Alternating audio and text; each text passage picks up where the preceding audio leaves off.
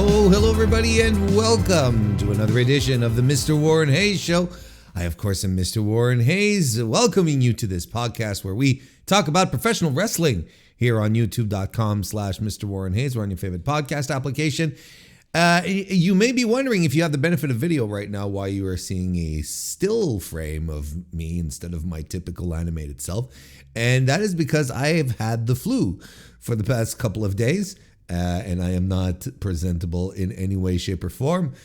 So you are better off just seeing a still picture of me to kick things off here. So I'm going to keep this. I'm going to keep this intro short because, I'm really sick. But nonetheless, we've got a pretty good podcast set up here of stuff that happened and that was recorded before I got sick, such as the AEW WrestleDream 2025 review, as well as a couple of other bits and bobs to round it all out. So hope you enjoy it. Leave a like on the video, a 5-star review on Apple Podcasts, or a 5-star rating on Spotify.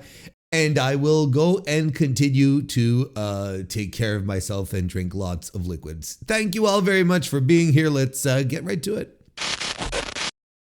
So Andrade, there was talk going around over the past 48 hours or so, 24 hours, that the Andrade El Idolo, Andrade Cien Almas, was not showing up in AEW because turns out he has a non-compete clause. Let's read the article that we have here on the Figure 4 Online. Uncredited byline, by the way. It's the staff who has published this. So there's a lot of people that probably worked on this. We have a bit more information regarding Andrade and why he hasn't been back on AEW TV since his return.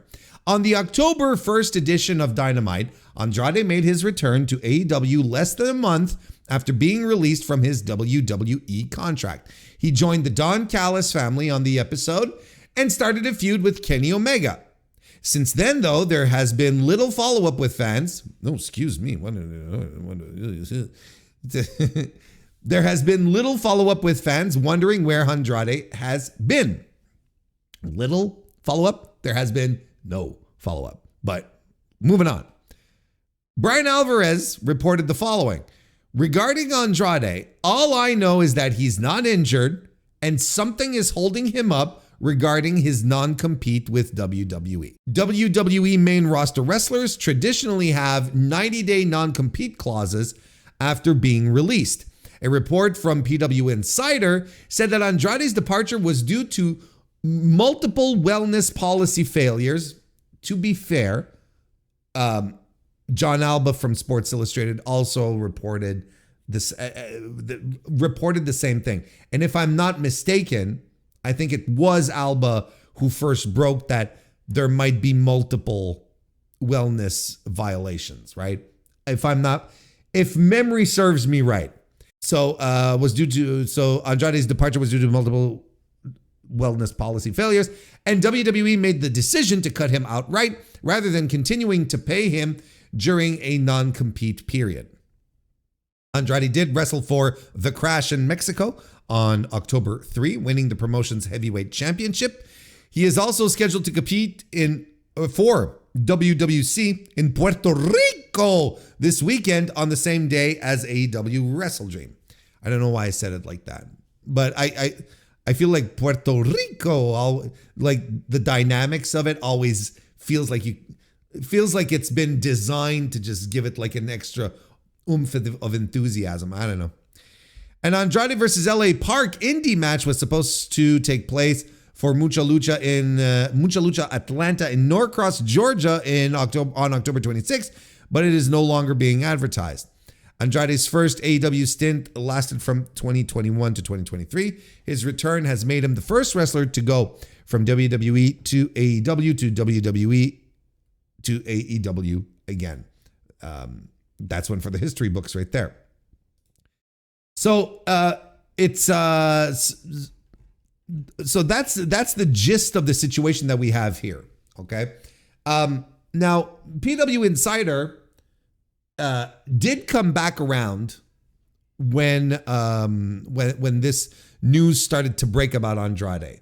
They posted an article on their I think it's on their paywall section. What are the Elite, PW Elite, whatever, PW Insider Elite, I think.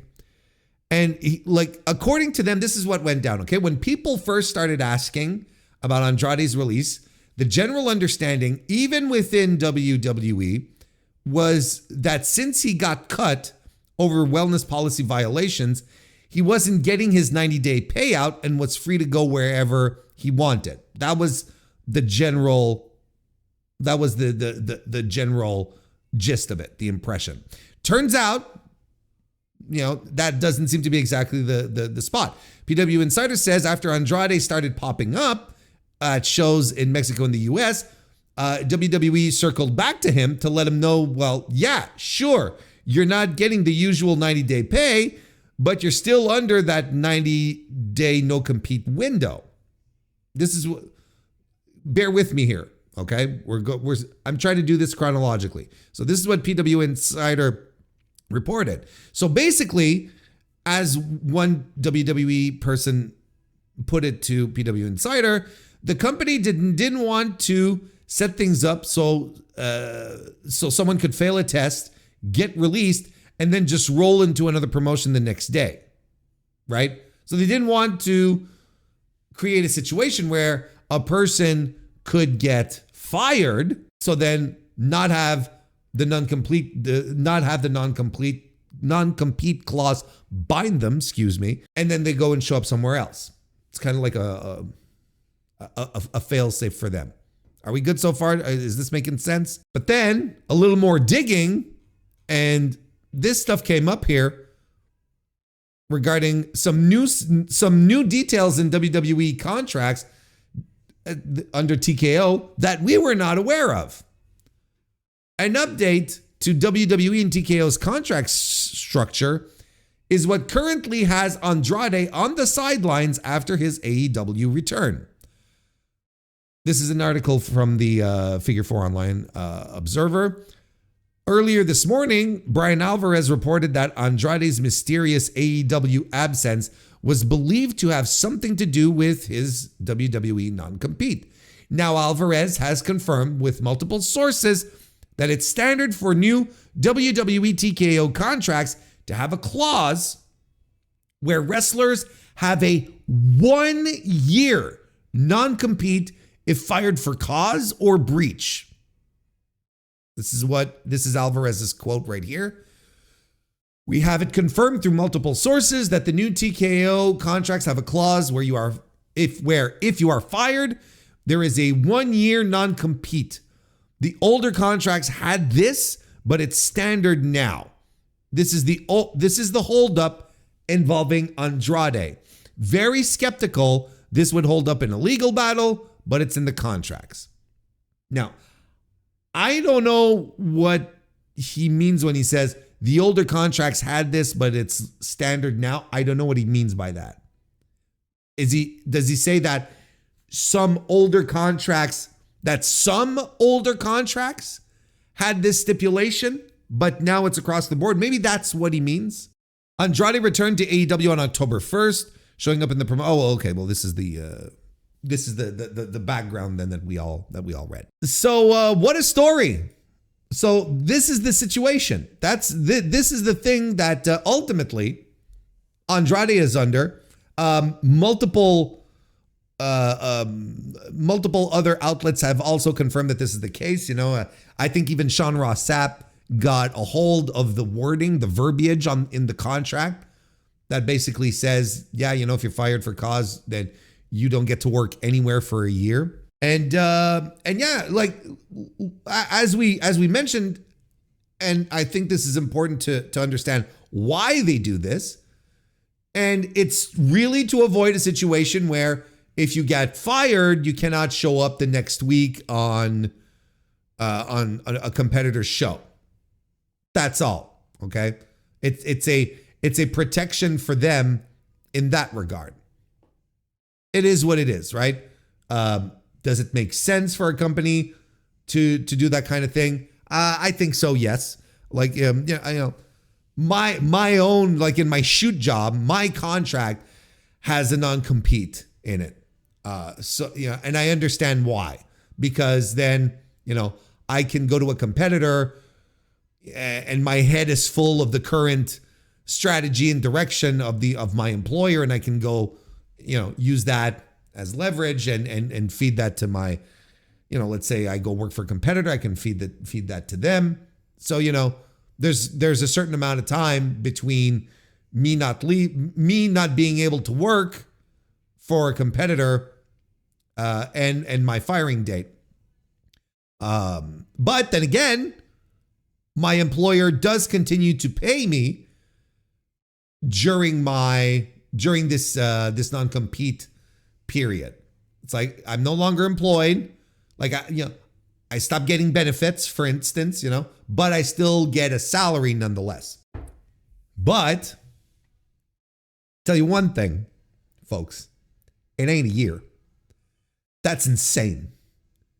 That is absolutely batshit insane. And I don't know who can stick up for that. I don't know who can defend that. That is, okay, I'm going to put it black and white, okay? If you think a non-compete for a year is a good idea, then you are 100% anti-worker. And there's no mincing those words. You're just anti-worker. You're not someone who looks out for the rights of people who put in the sweat, the blood, the hard work. That's just it. It's as simple as that. It's crazy. A full year, not being able to practice your to work in your field, to practice your trade. That's bonkers. That makes absolutely no sense. I can understand 30 days. I can understand 90 days. That makes sense to me. 12 months? That's unhinged. No one should be signing that. No one should be signing that. So why did Andrade sign it? I'm jumping ahead a little bit. I agree with what Chad is putting forward because, and what Alvarez says. If this is challenged in court, there's no way this stands up. There is no way that a tribunal takes a look at this contract and says, yeah, this is very reasonable. Especially when it comes to an athlete, someone whose time to practice their field of work is capped. They cannot do this forever. There is a physical limitation when you're an athlete to any sport that you do, which is why athletes get really big contracts really young in most cases, because the older they get, the quicker they get phased out. How many 40-year-old professional football players are out there right now that you know of, or hockey players, you know what I mean? So your physical prime has a cap. Waiting one full fucking year is nuts. Like that is lost revenue across the board, right? If this were to go to court, there is not a single chance that this stands up legally, that this is seen as a reasonable clause. And this opens up precedent and a good precedent gets set moving forward. Like if Andrade wanted to do this, and I do say Andrade, because AEW has nothing to do with this. AEW has, there's no reason for AEW to get involved. They could, they might. They could, I should say. Not they might, but they could get involved, saying, well, we're going to look after our talent. Maybe, but I think, I don't think this is going to go to court. Just by the time everything gets settled, Andrade will be back to work. And here's another thing. and something that maybe you don't want to hear if you're an AEW fan. I know the folks on Blue Sky didn't want to hear it. We cannot sit here and say that. Look, let me rephrase that. AEW probably doesn't want to open up wrestler contract things, situations from a legal perspective in a court of law. They probably don't want to do that because they benefit from the independent contractor situation terminology that's used, because their contracts ultimately are very similar in verbiage and wording than as WWE's. So they probably don't necessarily want to go into court to challenge a clause that the other guys have, a clause that maybe even at some point, maybe they're like, hey, why don't we put that in our clauses as well, right? Why don't we add that as a clause in here? I mean, the other guys do it and they're the biggest company in the world. Why couldn't we do it? Why shouldn't we do it? I mean, it's a fair question. They could all, they could straight up say, well, we're going to add this 1 year fired for clause thing in our contracts. And as far as we know, maybe it's already there. How do we know it's not there? The only person that was fired for cause that we know of, right, was CM Punk. But outside of that, I don't know. Maybe it's already there. Maybe it's been added since. We just don't know. We just don't know. That's why, again, mentioned this on Blue Sky. And I've had, I've had the responses from AEW fans who, God bless their heart. You love the promotion you love, but there's some people, I just wouldn't let them run a wrestling promotion. I wouldn't let them run my business. See, this is the type of response. I'm not putting it, on screen here because, I don't want to bring any ill will. I don't want to show any ill will to the poster, but I mean, this is the kind of response that I get. I think AEW is more flexible and open to changing the way they classify employees than the WWE. And if anything, AEW is building up more points with wrestlers by ensuring they can work if something like this happens to some else. I don't understand what that means. But the first one, I think AEW is more flexible and open to changing the way they classify employees than WWE does. What makes you say that? There is nothing that indicates that AEW is more flexible and open to changing how they classify employees. I'm like, what? Why? There's no indication that they'd want to do that. And in fact, there is very little reason for them to do that. The contracts are still very beneficial and very much on their side. Because quite frankly, if you open up wrestler contract things and you think you're going after WWE, right? If legally you decide to go challenge these contracts from top to bottom, and the independent contract status and all that, it's going to be bad for AEW too, and they are not going to want any changes to happen as well.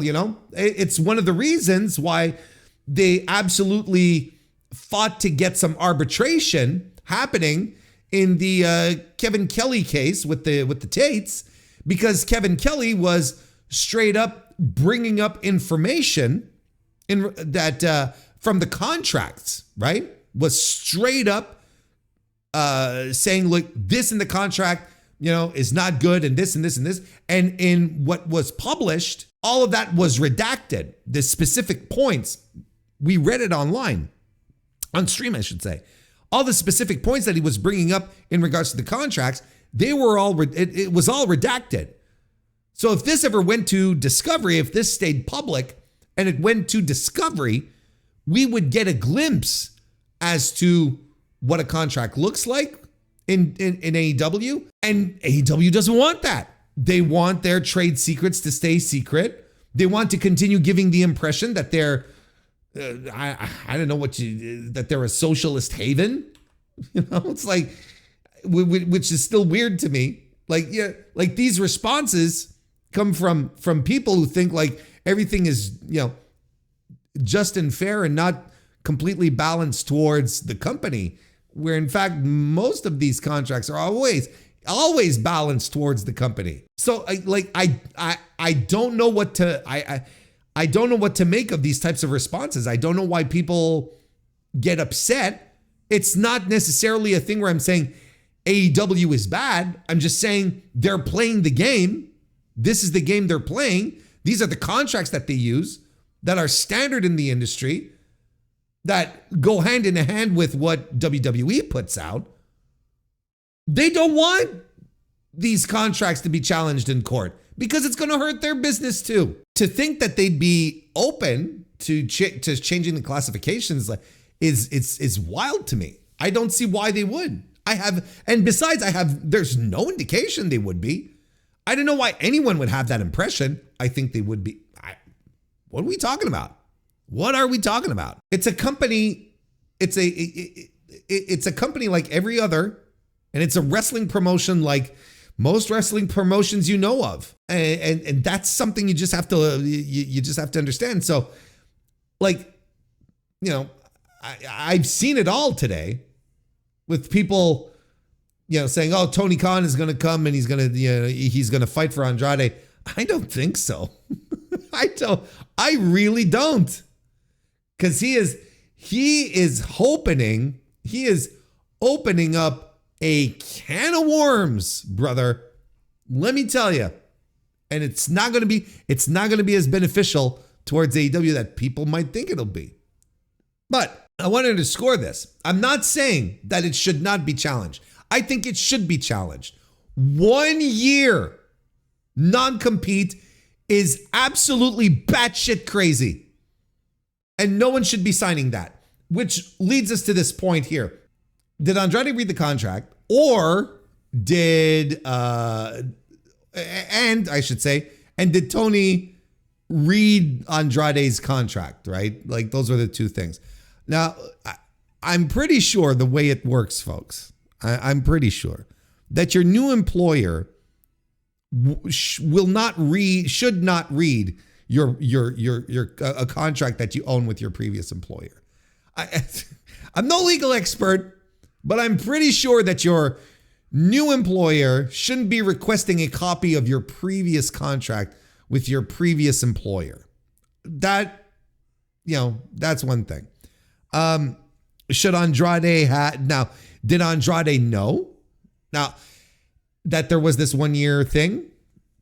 I think it would be safe to say at this point that he didn't. And it would seem like I've read some reports, I believe it's from Fightful again, that some wrestlers are like, yeah, this is a new thing and it's catching a lot of people off guard, and not a lot of people realize that this was in the contracts, right? Kind of thing. Essentially, you have wrestlers here who are getting these contracts and are not having someone look over them, right? Or not having someone take a look at the fine print and say, well, look, there's these things that raise flags. And if you were to give this to a contract lawyer, especially let's say one specialized in sports negotiations, he would look at this contract and he'd say, hey, there's this one clause here that I should bring to your attention. Or your contract lawyer is Stephen P. New, and he ends up fucking everything up. But if it's not, let's say you do hire an actual real professional, then you're going to end up with you'll get the contract, and your lawyer will be like, well, no, like 1 year if you get fired, that's insane. I am not comfortable telling you that yes, you should sign this contract. Now, did Andrade do this? Did he have someone look over it? We don't know, and we'll never know.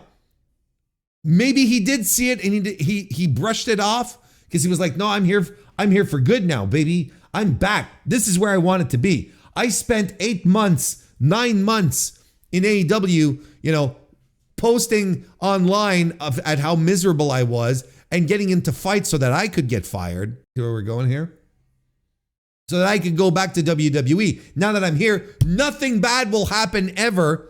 And maybe he just brushed it off and said, I'm not going to get fired. I'm going to be a model citizen moving forward. Or maybe he didn't have anyone look at it and he just signed because he was really, really, really happy to be back with WWE. And it's like, they could throw whatever they want at me. I'm just happy to be back. It's not as if we haven't seen this behavior before of people getting a WWE contract and just forgetting everything about real life and reality and just signing because they're going to be so happy to be there. I don't know. There's no way to know. And again, I don't know what the legal process is moving forward, right? I don't know I don't know what the legal process is moving forward.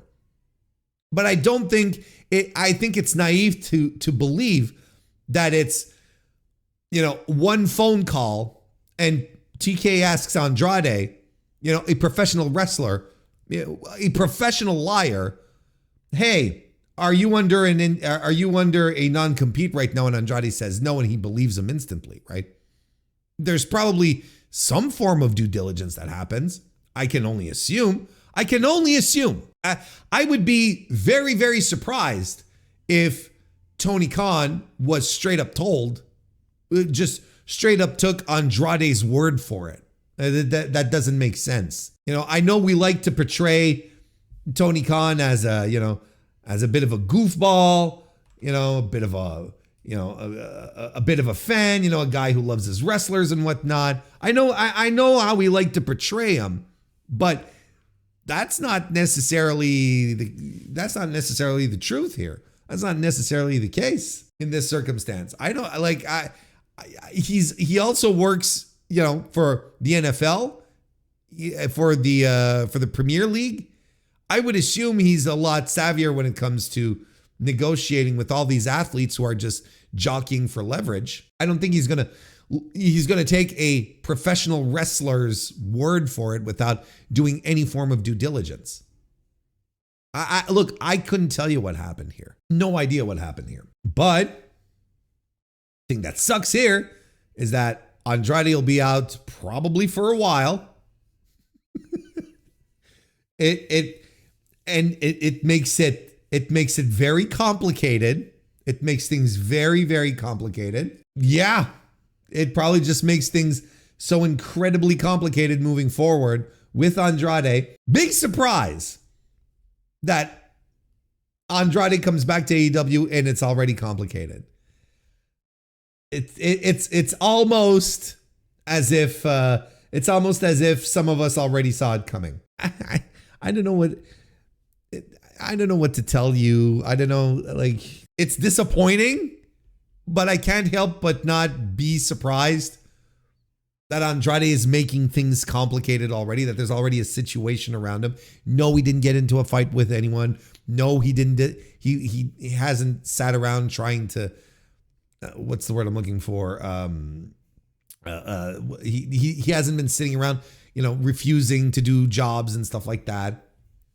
He was clearly being brought in as a top guy, though, coming in hot with Kenny Omega and now keeping Kenny Omega off of the pay-per-view, because I think it would have been safe to assume they would have had a match there. He hasn't even wrestled again in AEW, and this is where we're at right now.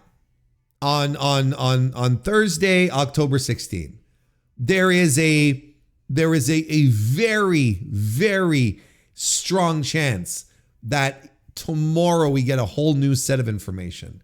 That, maybe even this weekend Andrade shows up at the pay-per-view. I couldn't begin to tell you the amount of things that can happen still in this situation. This is not closed. This is very much developing. I don't think anyone's going to be sitting around for a year at this point. It just doesn't make sense. I don't know. I think I'm going to stop right there and not speculate any further, because who knows what's going to happen next at this point. I don't know what's going to happen next. There's probably going to be new information and new things that are going to come to light over the next few days. And, we'll come back on the stream Monday and say, well, we have an update. All right, it's time. Let's do it. AEW WrestleDream 2025, the review by myself. It happened on October 18, 2025, over there at the Chaffetz Center. Arena, not a center. Pardon me, an arena. And, I was like, I got to pay attention again. I got to pay attention, make sure that I get the pronunciation right. And I'm not even sure I'm pronouncing it right. Chaffetz. I still go with Chaffetz. I feel like that's what Excalibur said. I could be wrong. Chaffetz Arena in St. Louis, Missouri. A great show. That's the long and short of this review. We're going to go in depth into shit here. But look, if you just wanted to pop in and listen to the first minute or so and get the gist of what Warren thought of the show, it's great. It was a great show. We're going to walk through it. There's going to be a couple of themes as we go along, but one of them being tag team wrestling is back, baby. I would say tag team wrestling was the hero of this pay-per-view, because there's a couple of singles matches that happened on this card that were not bad by any sense of the imagination, but maybe didn't quite light the place up. Whereas I thought the 3 tag team matches that we got on the main card, well, one of them started on the pre-show and then bled into the main card. They were absolutely phenomenal. Now, this is a unique situation here. I said this was one of the themes, and I'm already doing the dive in it. Might as well go, right? Might as well just go with it, since I'm already fired up to talk about tag team wrestling here. This is really cool, and I'm not going to lie. This is very, very cool, because for a substantial amount of time, it felt like tag team wrestling in AEW was done, that it wasn't interesting anymore. The division felt stale. There was no spark to it. And even the Young Bucks, who are arguably one of the, if not the greatest tag team of all time, seem to have lost their spark. But they are having an absolutely phenomenal 2025. And I feel like this has been elevating the entire division. FTR has been consistently, this year, one of the best things about AEW, and it's blowing under so many people's radar because they're mostly locked on to Collision, and not a lot of people watch Collision, and that's a shame because FTR truly have been doing remarkable work. The happenstance tag team of Brodido has gone above and beyond any expectations. I don't think anyone expected this pairing to latch on like it did. Love 'em or hate 'em, the Hurt Business are a tremendous addition. Jet Speed are fantastic. It's really been, and I'm sure I'm forgetting, some tag teams along the way here, but there you go. Like, it just popped into my mind. Jurassic Express, being back and whatnot. The people seem to have missed the Jurassic Express. They seem to have missed Luchasaurus. They missed Jack Perry, both of them together. They're into it. The tag team division in AEW really does feel revitalized. It feels like we're back in that time period with when AEW was coming together and the Bucks made the promise that this is the promotion where tag team wrestling lives, that you will actually see tag teams in great tag team matches.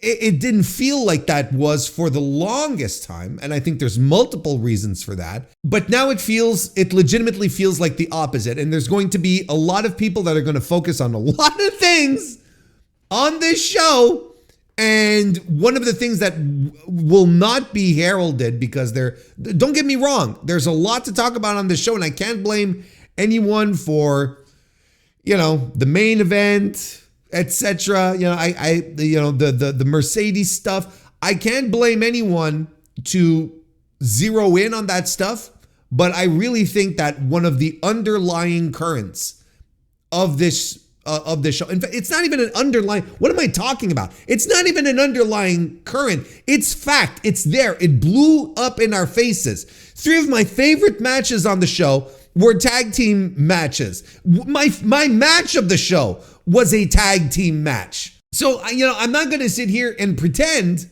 that this is one of the sneaky things that happened. No, this is a real deal thing that took place right before our eyes. The hero of this pay-per-view was tag team wrestling, and no one is going to talk about it. There you go. No one is going to talk about that because they're going to be focused on all the other things that happen. The multiple things that are indeed that have a bigger propensity to be newsworthy.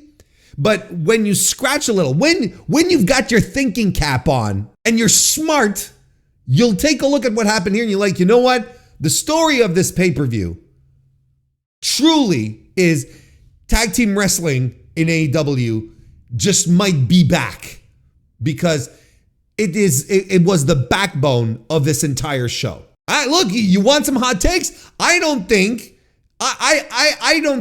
the Hangman Adam Page Samoa Joe match lived up to any of the 3 tag team matches that was on this show. So that's one thing. Look, I got it out of the way, and we'll talk about it as we go along. But I think another theme of this show is AEW attacking the ingrained sensibilities of pro wrestling fans who have been watching pro wrestling do things a certain way for 2 decades unopposed, and think that there's only one way to do pro wrestling, and there's only one way to book things, and only one way to do matches. And we'll get into it as we go along. So, that might be more of a case-by-case basis here. But there were things happening on the show where I'm like, this is completely unique. And these are things that the other guys can't do. And I can't stress this enough, as I talk about multiple times on my weekly AEW Dynamite reviews here on the channel, or on the podcast, or on the YouTube channel, is what I meant to say, is that the more AEW does things to differentiate itself from WWE, the better. Like, there is, I don't know why people just seem to want this promotion to be akin to what they already know. You should be hoping for a true to form alternative. You should be wishing for something completely different. Doing things that WWE, just by its own nature and how it produces itself and presents itself and puts its shows together, cannot do. And main event aside, the opening, right? The opening. I fucking loved how this show started with FTR and Jet Speed scheduled for the pre-show. But then, we're running out of time. We're like 5 minutes in, and they're doing 5 minutes to the show, to the end of the pre-show. And they're like doing entrances, and I'm like, what the fuck is going to happen here? Is this going to bleed into the pay-per-view? And yes, it did. And that fucking rocked. Like, did you see what happened? Because I had both on, right? I was ready for this to go on pay-per-view, and then I had on my laptop, I had the pre-show, and I'm watching this bleed into, WrestleDream, and they're doing the full pyro. The match didn't stop, right? The match didn't stop. They didn't do graphics or presentation, and they just started off, and they were like, okay, well, guys, hit the pyro. It's our cue. It's 8 p.m. Eastern. We got to get this shit on the road. Let's go. Cue the pyro. and they're doing the pyro and the guys are fighting. And what is happening to the audience? The audience are up on their feet and they are cheering. They're going ballistic because they're like, this is fucking cool. This feels real. This feels organic. This feels like a sporting event where, it might go long because your baseball game goes into extra innings or, extra quarters. You might get, a shootout in hockey, like whatever. I mean, that's just how sports are. And if there's this organic, unpredictable aspect of it, right? And when you're able to play around with the formula and just have a little fun with it and throw us a curveball that we were not expecting like this, then it just feels like spontaneous and like, holy shit, I'm glad I didn't miss a minute of this. I'm glad like the people who tuned in for the pay-per-view are like, wait, what the fuck is going on? And, it's like, the people who don't want to watch the pre-shows, they didn't know what was going on. And I think that's tremendous where they're like, oh shit, I missed something on the pre-show. And then if you're on the pre-show, you're like, oh, if I want to see the rest of this, I got to order the pay-per-view. Okay, well, will an FTR jet speed match convince you, will the result of that match convince you to order a pay-per-view? Probably not. Like in all honesty, probably not. But it does at the very least leave you intrigued if you just watched the pre-show and decided not to watch the rest of the show, which is weird. Don't get me wrong. Like I'm pretty sure that most people who watch the pre-shows end up buying the show regardless, right? I think that's how, that's just me, just off of a gut feeling. But nonetheless, look, the point being is that if you didn't watch the pre-show, you missed out on something. And if you wanted to watch the rest, then you're like, oh, this is actually bleeding into the show. So it's like, at the very least, it gives you the impression that anything can happen. That it's just like oh, well, who knows what else can happen on the show. So maybe you are a little more inclined to drop the money on HBO Max to pick it up. And it's something, and what we need to underscore here, this is something that WWE cannot and will not do. They can't. Like I said, just how they package things, just how they present themselves, they cannot do this. Can you imagine the reaction of their fans if you cut into, introductions? You cut into introductions, which is like 70% of the show for WWE fans. Can you imagine if you cut into that? Unimaginable that you would cut into Triple H's time in the ring to kick off the show. Like that's blasphemous if you do that. So you see what I mean? Like it's 100% something the other guys can't do. So go ahead, do it. Try more things that are not like them and look at the reaction that you get then. People get excited, it's spontaneous, it feels fresh, it feels new, it feels like it belongs to AEW instead of, doing cash-ins.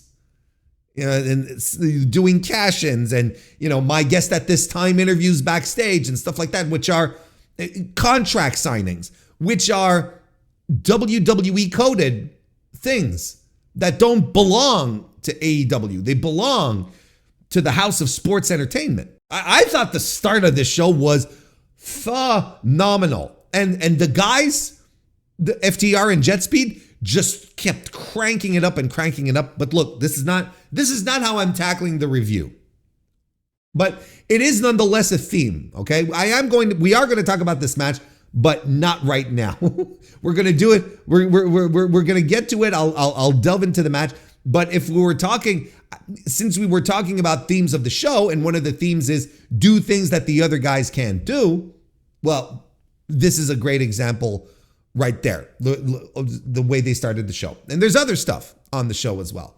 Do what the others won't do, can't do, refuse to do, etc. So what about the business of WrestleDream 2025? 6,233 tickets were distributed according to WrestleTix there at the Chaffetz Arena.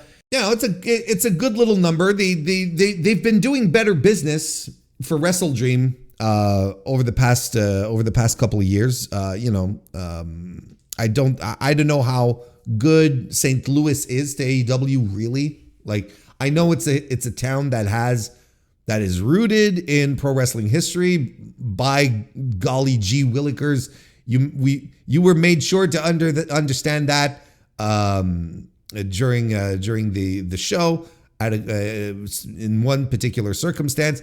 So I don't know, like it's not a bad number. Don't get me wrong. It's like I'm not saying like this is dog shit. It's actually kind of around the expected attendance for an AEW pay-per-view, which is much higher than what they usually do with their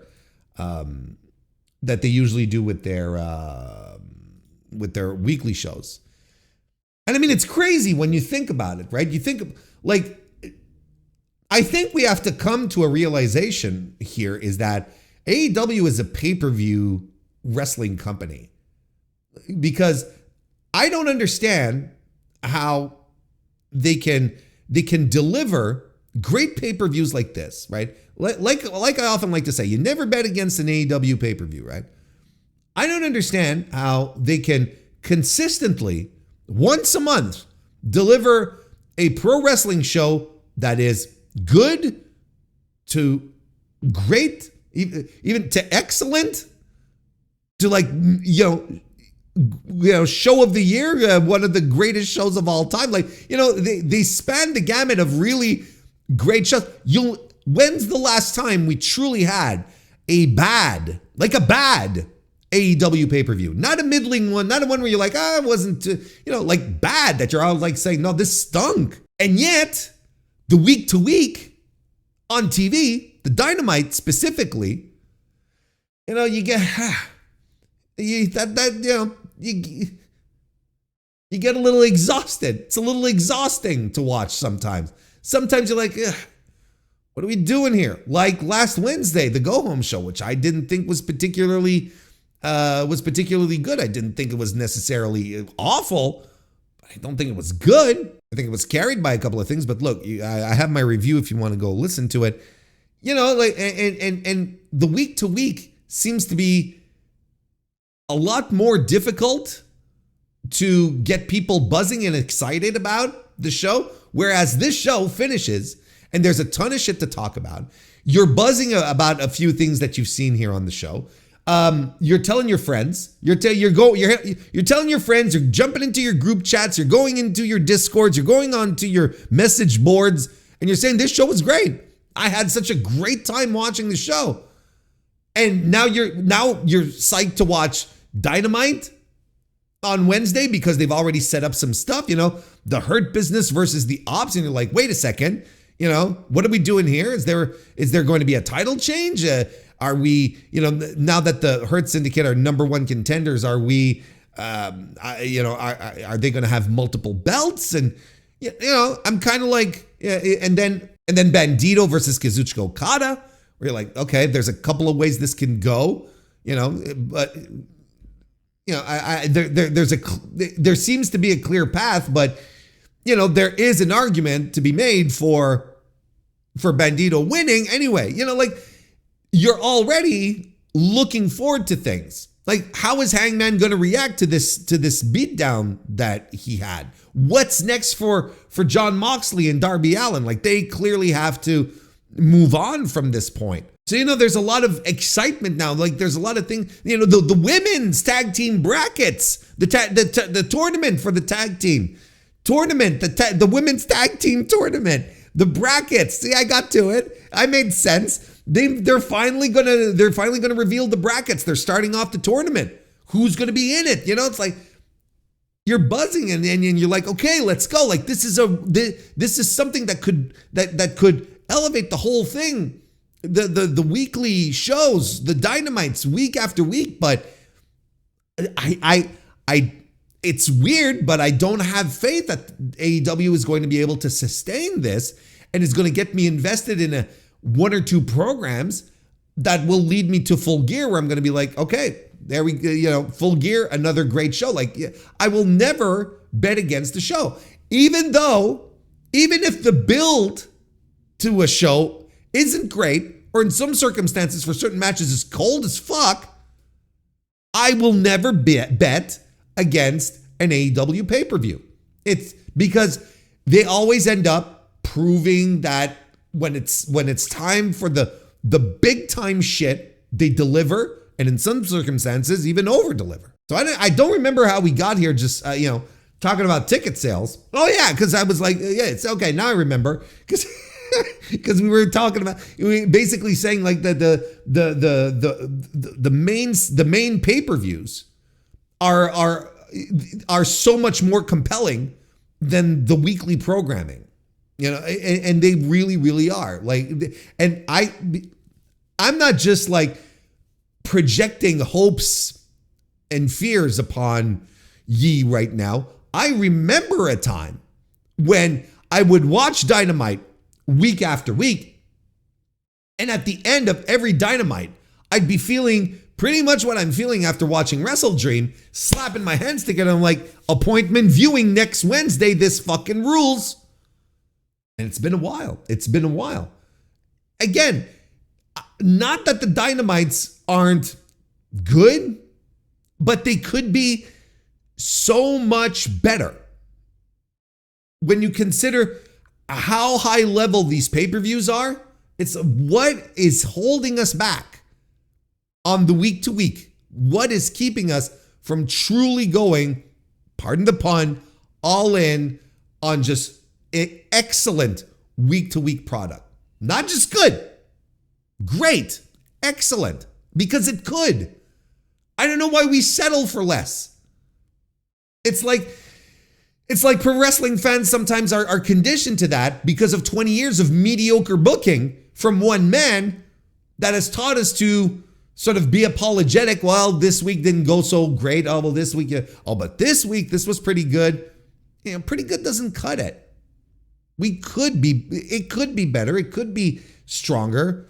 We know they can because their pay-per-views are excellent, because their pay-per-views rule. If it was just the same vibe as your regular Dynamites and whatnot, then you're like, well, this is what the promotion is. Anyway, enough preamble. Let's dive right in. Let's go right to it. Darby Allin defeats Jon Moxley in the I Quit match. We're going to start by the main event, and we're going to work our way all the way back to the opener. The controversy about the, I don't know if it's controversy, but there was a lot of discourse before the show and then after the show regarding whether or not Hangman and the world title should go on last. Listen, I didn't expend too much time or energy on this when I was previewing the show or thinking about it, because I'm like, look, it's really going to depend, in my opinion, on it'll be a hindsight is 2020 type of thing. Because if I were championing Hangman and Samoa Joe to go on last, let's say last week and the week before we got to the show, I was on stream, I was recording, the reviews, the podcast and whatnot.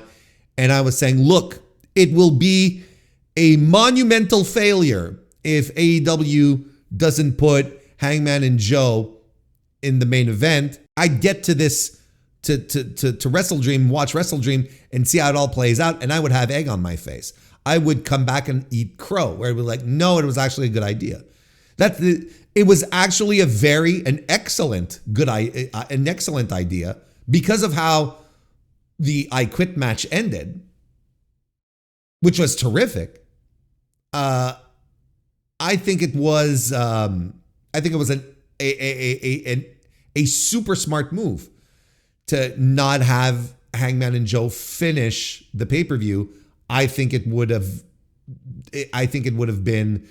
It would have hurt the match tremendously, and you had a great finish regardless with Darby and Mox. Like you couldn't have had a more crowd-pleasing, entertaining, pop-worthy, newsworthy finish than that, and anything after would have been just discarded. Just like, oh man, I mean, we just saw something absolutely, we just sat through an incredibly wild match that had a fantastic final stretch, and you're gonna tell me now I have to watch Hangman and Joe defend the title? Okay. I mean, I like it, but I won't like it as much as this, I don't think. So hindsight, it's hard to argue. It's hard to say, oh, Hangman and Joe absolutely should have main evented. I don't think you can do that in the way that the I Quit match was structured, particularly for the finish. It doesn't make sense to me. At the match itself, look, I don't even know. I don't know how to tackle it, because it's really one of these matches where there's so much wild bullshit happening that it's just like all I can do is give vibes and talk about what happened, because as far as a wrestling match making me feel shit, this made me feel a lot of things. It was tremendous and extremely well worked. And here's the thing that not a lot of people are going to talk about, and really how well worked it was. And I know there's going to be folks who are going to talk about how this was it was a death match and whatnot, and death matches suck and so on and so forth. But the death match elements were included in this environment where not only has there been months of build to get to this point, a very, very good to excellent build on top of that. And the match itself was telling its own story, that the death match elements didn't bother me.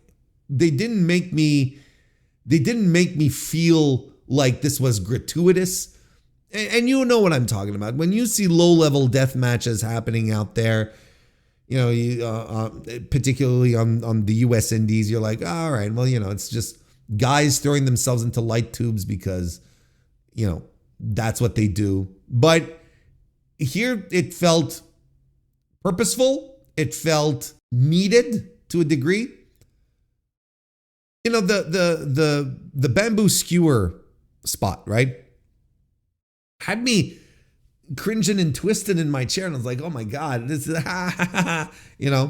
But when you look at how the spot was made, it was excellently worked. It was perfectly worked.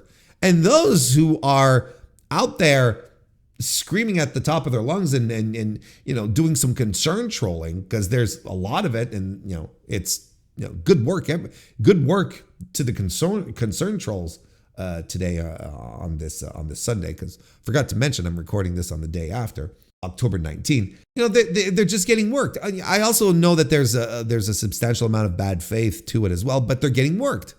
Anyone who saw that and thought that this was the most awful thing they had ever seen, we're just getting worked. That means that Mox and Darby did an excellent job convincing people that Mox did indeed tap a bamboo skewer, under Darby's fingernail. And just saying it just gives me the heebie-jeebies, but they just did it really fucking well. They didn't actually do it. They're not completely bonkers, right? And the logic in Mox doing it, the psychology worked, because the whole build for this match specifically was, what's it going to take to make you quit, Darby, and vice versa, John, but John is a heel, but Darby's whole thing is never give up, never say die. I will always consistently fight. That's his thing. So Mox was like, well, I have to think outside the box. I have to be unconventional in what I usually do. So yeah, we're going to torture the boy, and people go, oh, it's so out of, it's distasteful. And so, and here's the thing, why is it? And I don't understand, this is something that no one is able to answer me in a satisfactory way. The question that I ask then is, why does pro wrestling, which everyone is admitted to knowing is, fixed, right? It's stories, it's performance, it's not actually people really hurting each other, right? At least you're not supposed to when you do it, right? Why is it that every other form of media, of fictional media, can get away with this type of stuff? Can get away with doing egregious things or having distasteful characters or stuff like that? They get the pass under the umbrella that it's fiction, but pro wrestling can't seem to. That pro wrestling somehow that despite everyone knowing that pro wrestling is scripted and fixed, despite that, people still hang on to the fact that, oh no, this is real. That they still hang on to a level of reality to it. And that if Jon Moxley has a skewer and he's driving it into Darby Allin's fingernails, under his fingernails, and again, shiver up and down my spine when I say it, that somehow that's real. That's something real that he is doing. Sometimes I wonder, do people know that Tony Soprano is not real? Do they think that this is a documentary? Sometimes I wonder. But that's this is the whole, that's the idea. That's the gist of it. And why are we losing our minds over this? Is it because it's live and it's in a ring and because, you don't feel the production behind it as much as you do with a television show or a movie. And that erasure, that safety net where it's it's just a movie is removed, because it's not just a movie, it's two guys or two gals, doing violent stuff to each other. Why is it that the lines are always blurred in pro wrestling, despite the fact that, no one is truly torturing someone else? Jon Moxley is not really trying to drown Darby Allin, for a second, for the aquarium spot, I myself was kind of wow, okay, this is intense. Not something I've seen often in my years of watching pro wrestling. This is pretty crazy. Not gonna lie. It's kind of, it's making me uncomfortable, and I'm okay with that because the heel makes me uncomfortable, right? So then when the hero makes his comeback, especially since you've got, especially since the comeback happens thanks to the sudden appearance of, his greatest ally, one of the greatest baby faces in the history of pro wrestling, reappearing for one moment, swinging his bat to make sure that his boy can get a chance and fight fair here. I'm fuck yeah. It makes it all the more sweet. It makes it so incredibly sweeter having Sting show up and Darby beating Mox with a fucking sharpshooter, the Scorpion Deathlock or the Darkness Scorpion, whatever you want to call it. And you see that and you're look, pro wrestling has won. Darby didn't beat Mox with, with thumb screws or, didn't put him on the rack. You didn't throw him into an Iron Maiden, He just slapped on a good old fashioned professional wrestling move and got the win. I mean, you can't have a more pro wrestling finish than that. And I thought that was awesome. And it made me look, again, the drowning spot, we're uncomfortable. And you should feel uncomfortable when the bad guys do bad shit. It should make you reevaluate. It should make you go, oh, fuck, this guy's insane. Which makes the finish all the sweeter. Which makes everything so much better. And then Darby overcomes. And then what a visual at the end. Then you've got the water in the ring. You've got the shattered aquarium. That Sting just broke with his bat, just tap, tap, crash, wanted to make sure that we're not using this shit anymore on my boy. It was phenomenal. I don't know what to say. I love the finish to this, right? and even before the sharpshooter, Darby does the scorpion death drop. He does a coffin drop. Like, he's using moves. He's not using goofy shit. He's just like, no, I'm gonna beat you with some real deal stuff. And Jon Moxley, flat on his back. There's a chance there's real glass there because the fucking aquarium was still there. Covered in water, just got nailed with some big time finishing moves. His entire crew is gone. He's only got one option. He only has one option, which is to quit. And it's the heel. I've seen people go, oh, Jon Moxley wouldn't quit on that. And I was like, yes, he would. In this persona, he absolutely would. This is the guy, if you don't recall, was reluctant so reluctant to want to fight Hangman Adam Page for his world championship at All In, that he was making up lies. He was saying, you can't beat me, in a Texas death match. Hanger, you're a weakling. You cannot beat me when it had already happened. We even had a spot in this match which harkened back to those death matches where Hangman won the matches by choking Mox out over the top turnbuckle, the top rope, I should say, right? Darby does that with the AEW flag, wraps it around his throat, and you can see Mox has the same level of panic. It's the same thing. It's like, oh shit. But here he's able to get out of it thanks to a poke to the eye. But you could see Mox in that circumstance, like, oh shit, I could be fucked here. I'm fucked. He had the panic. It's not that he couldn't be beat. He just had the numbers. He had the people, and he had the depraved insanity to be able to beat the shit out of Darby until he gave up. But he knows deep inside him he doesn't have that same resiliency. Because in the same type of situation, he's given up before. And also, in this match, one of the MVPs of this match is Claudio Castagnoli. When he throws Darby over the top rope to land on commentary, that was a precision throw. Like, that is some elite NFL quarterback skills.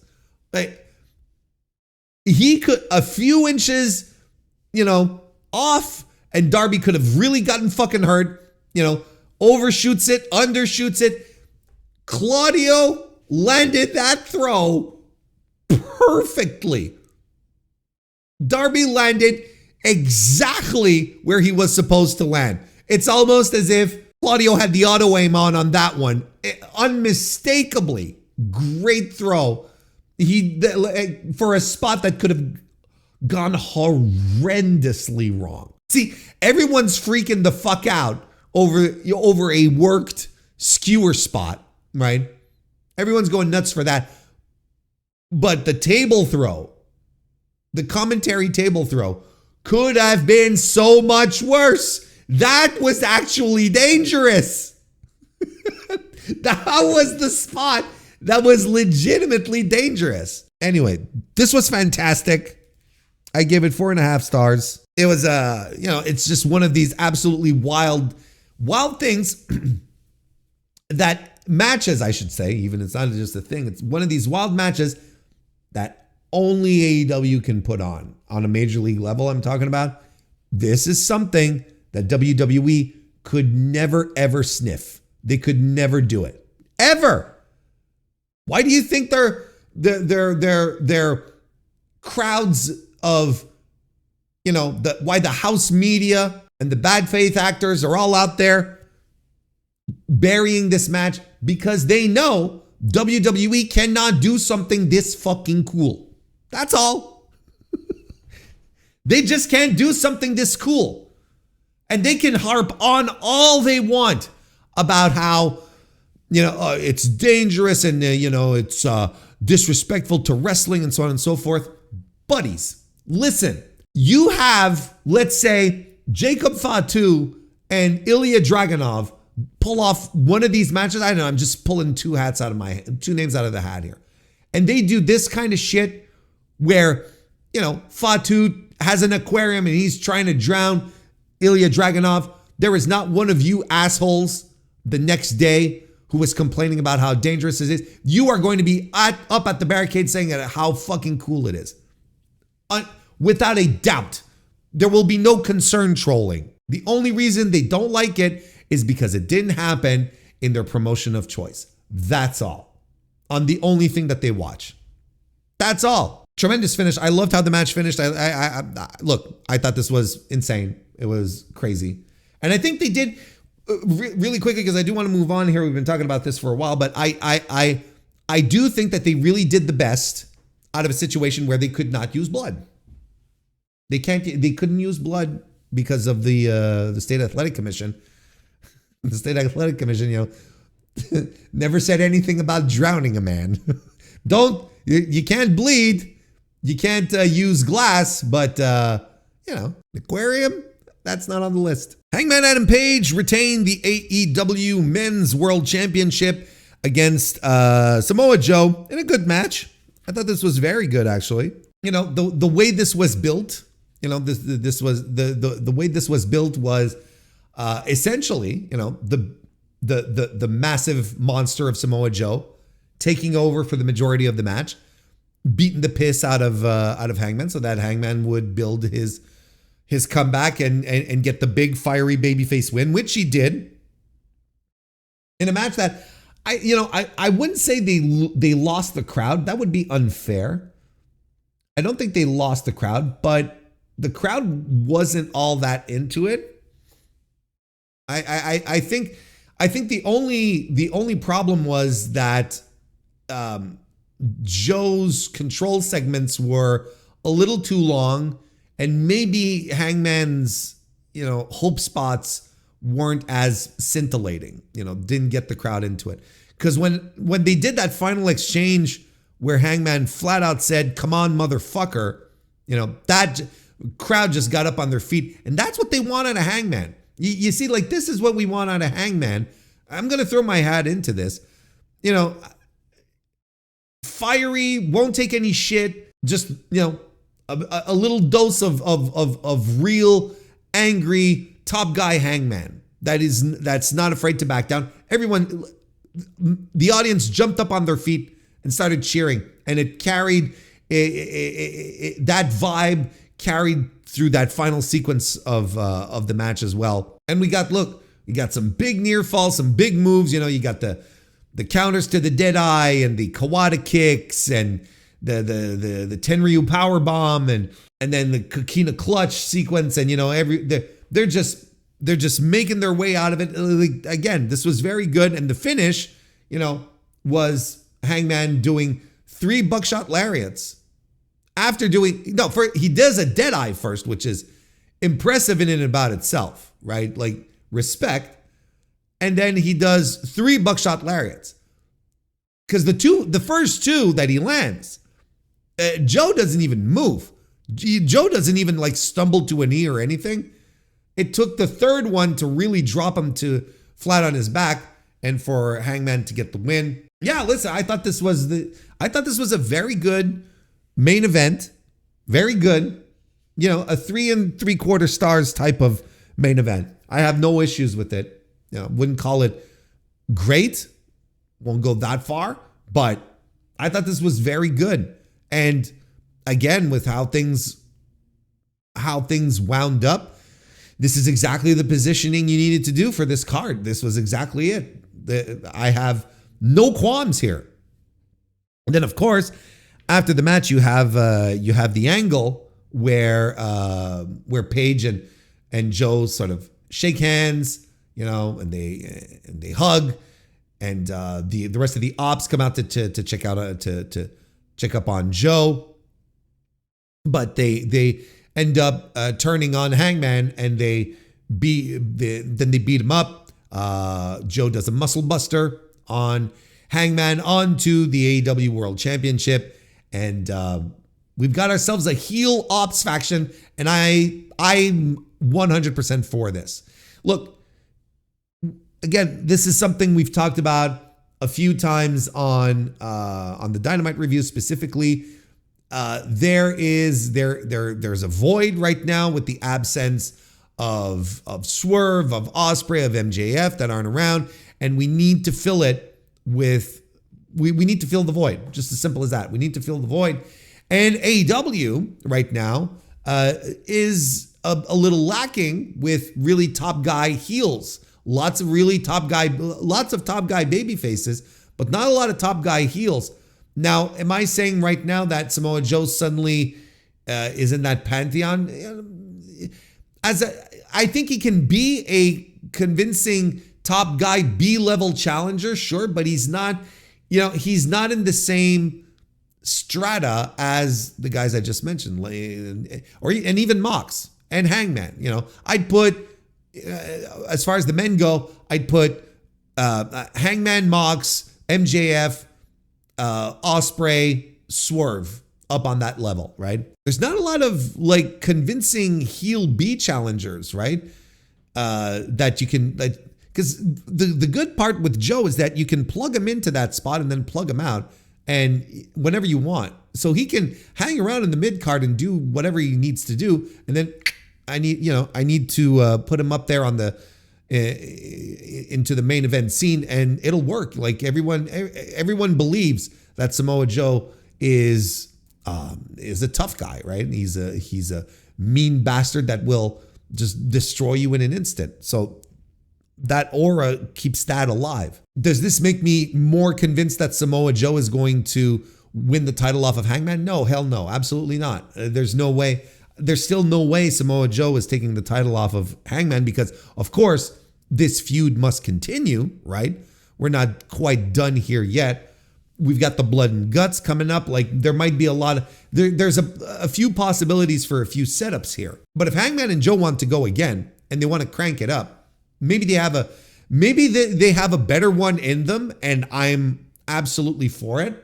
I think they work well together. The Hangman can't have a bad match. I keep telling you this. And Samoa Joe has been around long enough to not have a bad match, to know what to do to not have a bad match. So I don't necessarily have a problem with it. Is this a scintillating feud, challenger? I'm at the same spot that I was previous to this match, where I thought that both guys were able to promo their way into making this match feel special. Outside of last week's Dynamite where they did jack shit with it, I thought this was a well-built match. Now, Samoa Joe, fully heel, angry. I'm like, okay, let's see where this leads us. Plus, the ops following him as well. I think this is going to do wonders for Willie Hobbs. Heel Shibata is fantastic. I don't have any problem with a heel chip on his shoulder Katsuyori Shibata just beating the piss out of people. Yep. I'm absolutely okay with this. But even before we talk about Full Gear and the possibility of Hangman versus Joe at Full Gear, I think we're going to have a little stop at Blood and Guts before that. I think that's going to be the thing that we're going to do before we get to Full Gear. Would I have preferred that Hangman move on to another opponent? Sure, but the other opponents that I'd like him to move on to are not around. So, again, what are we supposed to do in this type of situation? And I think this is really the best possible scenario. We're like, well, let's continue the Joe feud, and Joe, you're going to go full heel on this one, and you're going to beat up the champion, and this feud must continue. I'm completely okay with it. Now, there's the question that what's going to happen this week, on Dynamite, because the Ops are going to face the Hurt Syndicate for the Trios titles, the Hurt Syndicate, who are the number one contenders for the tag team titles. And now you've got the the Ops. Do you want the Ops to lose immediately after their big turn? No.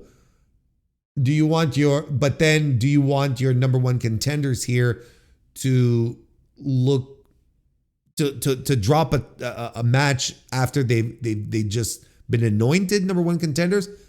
No, not really. So it's a very interesting. See, when I was saying earlier that I'm like, next week's Dynamite has me vibing because of how good this show was. This is one of the reasons where I'm like, okay, well, this is an outcome that I don't know what they're going to do, and I'm going to be very curious to see what they do decide to do, how they get to that finish, and what implications it's going to have moving forward. I'm very, very, very, very much looking forward to that trios match next week. Brodito defeated the Don Callis family duo of Kazuchika Okada and Konosuke Takeshita. This was my match of the night, ladies and gentlemen. 4 3/4 stars for me. I thought everyone worked their fucking ass off in this match. I thought Okada was into it. Takeshita was awesome. Bandito was great as well. Brody King was tremendous. Everyone looked great, worked hard. I love that finish. I love the finish. Love the finish. Love the finish. I cannot tell you again just how much I love the fucking finish with Bandito doing the one-arm 21-plex and getting the pin on Okada too. Oh, just brilliant stuff. It was so good. The build to that spot throughout the match was just absolutely remarkable. And then on top of that, you've got Takeshita, who came out with his IWGP World Heavyweight Championship, newly crowned champion there, avoiding to take the pin. Gato and Tony must be talking here. He gets to wheelbarrow suplex Brody King, which is absolutely insane. And Okada in this same final sequence does a beautiful anti-air drop kick, just taking Bandito out of the skies. And this match is so good. Like everything connected, everything made sense. Even the little tension between Okada and Takeshita. And it's just referenced enough that we know they don't like each other, but it's not hammered over our heads repeatedly every 2 minutes or so. At some moments they're working as a unit, and at some moment and in another moment, Okada's tagging himself in to keep Okada from doing his running knee because he wants to hit the Rainmaker to get the win, kind of thing. I fucking love this feud. This is, as it stands right now, because probably like myself, you cannot stand, can they get along tag teams, right? Because it's been driven, 7 million miles under the earth via Vince McMahon's lazy booking, right? But this is working. They cannot get along for adults. Because they're not like doing cartoony shit. They're not like trading, giving each other scowls all the time. It's well done. They have the connective tissue of Don Callis, who is trying to keep the peace on commentary, shutting down any talk about how these two guys are not, on the same page and whatnot. And, and ultimately these guys are in the same group together because they're all making money with each other. They're all winning. They're making money. They're all insurance policies, whatever you want, right? This was so good. This was an incredible tag team match. And we had already had previously in the evening 2 incredible tag team matches, but this one was even better. We talked about how great the tag teams were on this fucking show. And Brody King, he's hyping up his boy, because I think that right now, I think there's a part of the story here that not a lot of people are catching, is that the reason Bandito needs to be hyped up by Brody it's because his shoulder is hurt. So Brody is doing his best to make sure his tag team partner is, doesn't give up. And it's like, no, fight through, brother, fight through. And there's a lot of people who are seeing this as Bandito being weak, but they keep telling the story of the shoulder in every match he's been doing since he legitimately hurt his shoulder. And that's the story they've been telling. And I feel like there's some people who didn't pick up on that. And now apparently these are breadcrumbs for a potential turn by Brody King on Bandito. Well, he would turn on Bandito, the team, but specifically on Bandito. And look, this is, if you ask me, this is something you do much further down the line. Probably not right now, because I don't think AEW fans are ready for heel Brody King. I think it's not a good idea. Brody King right now, at least, if you hang out on Blue Sky and whatnot, Brody King is a beloved pro wrestler for his stances, for his political stances right now. The guy comes out with a "fuck ICE" t-shirt on. You are not getting the AEW fan base to turn on Brody King and accept him as a heel when he's going around on social media and showing up to shows with a very strong stance, a very anti-fascist message. Like, it's not going to happen in this context. So I think this is an idea you scrap. It doesn't, like, I don't think AEW fans are going to accept that. They will outright reject it. And why would you? I don't know why we're talking about this. It's just I've been hearing this scuttlebutt more and more, and it just doesn't make sense to me. This is a tag team that works. This is a tag team that organically got itself over. I am convinced that they were not originally planned to be tag team champions, but they decided to go down that route because AEW saw something special here.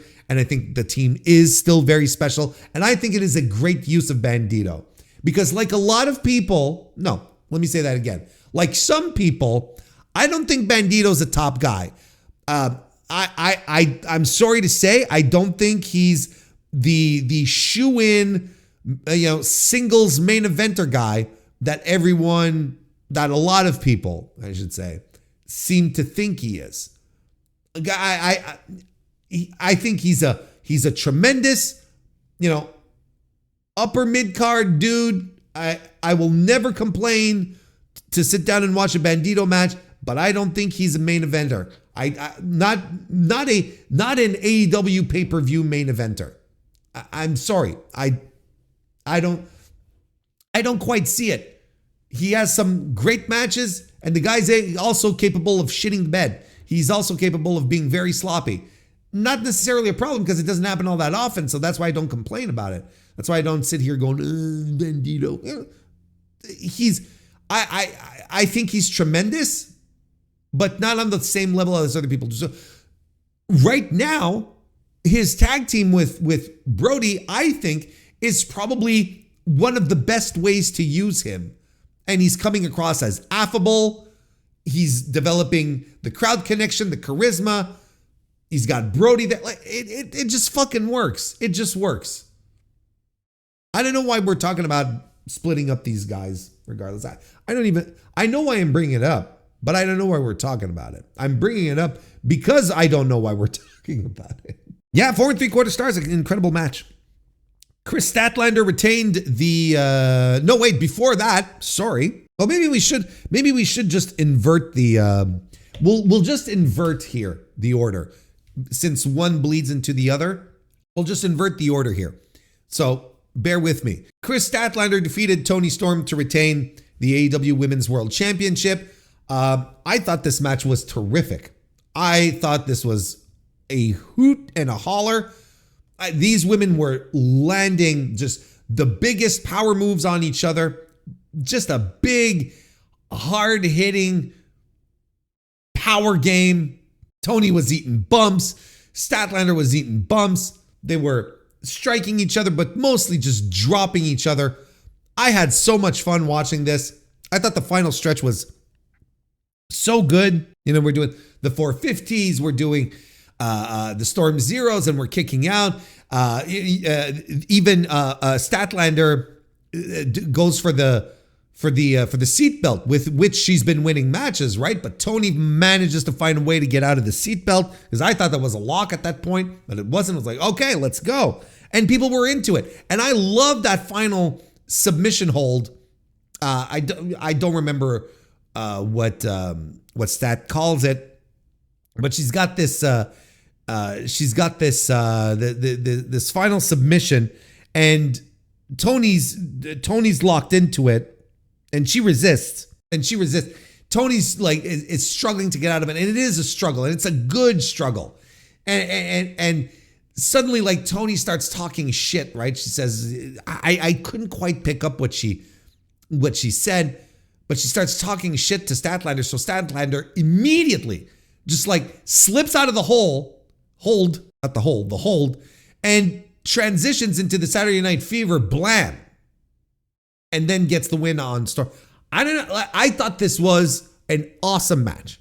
I thought like a 4 stars flat. I thought it was good and brutal, and maybe the start of the match was a little soft. Didn't quite get the audience involved into it all that much, but I thought, like, as it progressed, especially towards the end, they were able to rally the crowd. They were able to line everything up. Like the entire like, I don't know, maybe 11, 12 minutes previous to that, where they were just like dropping each other in bomb after bomb after bomb. I thought it was fantastic what they ended up, what the finish ended up being, because it all made sense. It was a really good story and some excellent wrestling too. 4 stars flat on that one. So then after that, as Statlander is celebrating, and celebrating her definitive win over Toni Storm, which of course this is what this match was about, right? In case I'm sorry I didn't go really, really deep, but sometimes I'm like, well, this is so obvious, but maybe it's not so obvious. So I'm going to make it obvious. This match was designed to establish Chris Statlander as a legitimate champion, world champion who won the title not with a fluke. It wasn't a fluke win, that she was worthy of the title, right? Beating Toni Storm, the champ, before beating her one-on-one, not in the in the 4-way situation. Like, this was 100% designed to get Statlander over on that front, to just quell those questions, right? So she's celebrating the victory at the end of the match. Mercedes Moné's music hits, and she comes to the ring, and she's got the frat house carrying all of her titles, and she gets to the ring and she tells Statlander, "Hit the bricks, sister. Get out of my ring." And Statlander's like, "Okay, all right," and she walks off. And then we get the match where which was supposed to be a surprise, right? Where it's like open challenge to any champion backstage, right? I hadn't picked up that it had been any champion until, because when I did the preview on Dynamite on Wednesday, she said, "I'm going to show up at the pay-per-view," right? And she hadn't alluded to the fact that she was wrestling. So I was like, oh, well, she'll come to the ring, she'll do something, and then the next challenger will show up, type of thing. But then after the CMLL show on Friday, in her match against Persephone, great match, by the way, go check it out. She basically said that it was an open challenge to any champion. I'm like, all right. And a lot of things went through my brain as to who that could be, but Mina Shirakawa was not one of them, especially since Mina Shirakawa is an interim champion. And I think this is laughable. Like, I was like, oh, it's Mina. Wait, isn't she an interim champion? And everyone on Blue Sky said, yes, Warren, you are correct. She is an interim champion. I'm like, what the fuck are we doing here? An interim champion. And listen, an interim champion for a title that, let's be brutally honest here, no one gives a fuck about. The Ring of Honor Women's Television title? Excuse me? No one gives a shit about that belt. And it's the interim belt on top of that. And we're not going to get into the discourse about interim titles.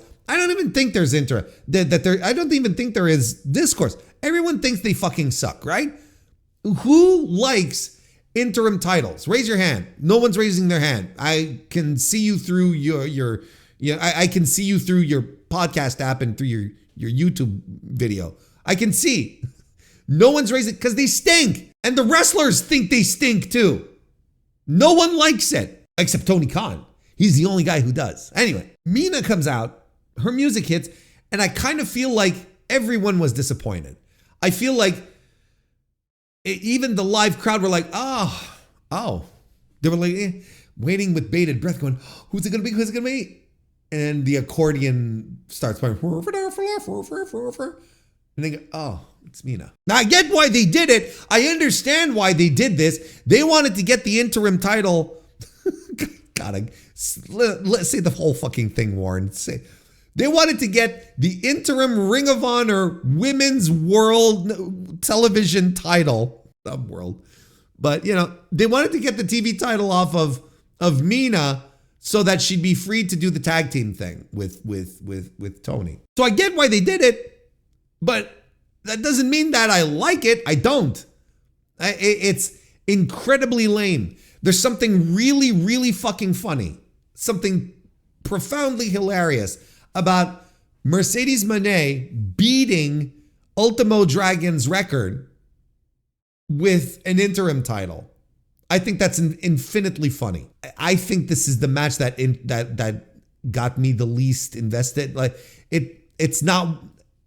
It may be one of the worst matches of the night. Now, when I say that, I'm still probably around 3.25 stars. So it's not even like a match where you're like, oh, this is disgustingly bad. Maybe 3.5. I don't know. Like, I don't know how to feel about it because the whole setup, the whole promise here felt very disappointing. I don't know why this just wasn't built as build as Mina versus Mercedes. I don't know why we went through the rigmarole of, a potential surprise, or this Mina thing was a plan B because plan A didn't happen. What would have been plan A? Your guess is as good as mine. But I don't think it was a plan B because they clearly wanted to take the title off of Mina so that she would be free to do the tag team thing with Tony. Well, why didn't they just drop the title to someone in Ring of Honor? I agree. Don't get me wrong. I have no issues with that comment right there. I'm just completely okay with it. But look, it continues Mercedes' overarching story, which is, she's a belt collector and the greatest women's wrestler in the world right now. That's the story they're telling. And I am befuddled. Stunned at the resistance that people have towards Mercedes and her belt gimmick right now. Like it just completely floors me, and I don't understand it. I don't understand how people don't like it. I don't know why they're upset. Well, and when I say I don't understand, deep down inside I have theories, right? But until like people truthfully give us the reasons, I can only speculate. Because a lot of people say, we'll give you reasons like, oh, well, it's hurting the indies where she's taking the belt. I'm like, is it really? Is it really? Is it really hurting the indies? That's a very dubious claim to sort of, try to create some shame over someone doing something that you just don't like. And you're trying to give it like this high level concern, this issue. You're trying to create an issue that doesn't exist under the guise that you're concerned about the indies. If you, and 100%, you don't watch the indies where she got her titles from, and it's like, oh, it's bad for CMLL. Why is it bad for CMLL? She just went and defended it on Friday. Had an incredible match with Persephone. She should have dropped it to Persephone. You don't follow CMLL much, do you? You know? Because if you watch CMLL, you'd be like, nah, it's not going to be Persephone. But that's a whole other bag of yarn there. The idea that this is bad somehow absolutely blows my mind. And I've talked about this in the past, right? Where it's like, I bring up issues like race, misogyny, and WWE fans who are just absolutely pissed off that she's making a success out of herself after, slamming the door on the Fed and going off to do her own thing. And if anything, she is a bigger star now as Mercedes Moné than she ever was as Sasha Banks. And if anything, she is cementing her place in wrestling history much more than if she hung around with WWE and waited to be cycled out, just what's happening with Bayley right now. Like the thing that we all forget, I feel, about Sasha Banks, Mercedes Moné, is that Mercedes Vardano, that's her last name, right? I think so. Is that she's one of us. She's a nerd. She's a wrestling geek. She's one of us. She watches tape. She would not just sit around and watch, former WWE stuff. She would, yes, of course, it influenced her into becoming a pro wrestler, but she went above and beyond that. She can talk shop. She had been wanting to go wrestle in Japan for years before she left WWE. She understands the game. And she knows what she wants to do. And she puts a lot of pride in her craft. And she's one of us. She's a nerd just like us. You see, she likes to play the part that she's above all of us, but she's playing the part. And somehow people they take this shit too seriously. Just like all the titles she wins. I love it when I hear an argument saying, well, she's making such a big deal out of all these no-name titles that, from little promotions that no one's ever heard of. And then you slap the table and you go, exactly. That's the heat. That's exactly it. She's going around winning titles in little promotions so that she can walk around with a dozen belts or so and call herself the greatest of all time. And on the side, she is becoming the greatest women's wrestler, North American women's wrestler of all time, because throughout it all, the matches that she's having are all good to great, and she's having really good matches with this, even if her opponents aren't, living up to expectations or, living up to their side of the bargain. So, if we had a Mercedes Moné type push happening with a wrestler who was half as talented as she is and would be shitting the bed, right? Or having really average, ordinary matches, and then we'd have something to chew on. Then I myself would probably be here and be going, the fuck is happening? Why this person? Are we still doing this? But Mercedes has been great. She's been great in the ring. She's been great outside of the ring. She's let go of the Jennifer Pepperman promos, where exactly what I'm talking about. And now she's talking as a pro wrestler, and it feels real when she's talking. She doesn't come across as a phony extraterrestrial that is, like an AI that is learning to speak like a human. Now I feel like she's understood what AEW is about, and I feel like she's found a path for herself that is good for her, and she's living it, she's enjoying it, and it is terrific. But somehow there's an entire category of people who just cannot get behind it. But one category of people that is surprising me that they're not getting behind it are the same people that week after week will tweet at Tony Khan saying, more women's matches, please, right? And I see it. I see these people sort of gritting their teeth, coming up with excuses as to why this isn't good, where it's finally we have a a women's wrestler who is having an international generational run that is unprecedented in the history of pro wrestling. Unprecedented. Someone who has truly elevated herself to superstardom. And instead of applauding that, instead of getting behind it, we're crossing our arms and sulking in a corner because pick your reason. Pick your reason why. And I think it's preposterous. And trust me, I see the people. I see who these people are. I know who these people are.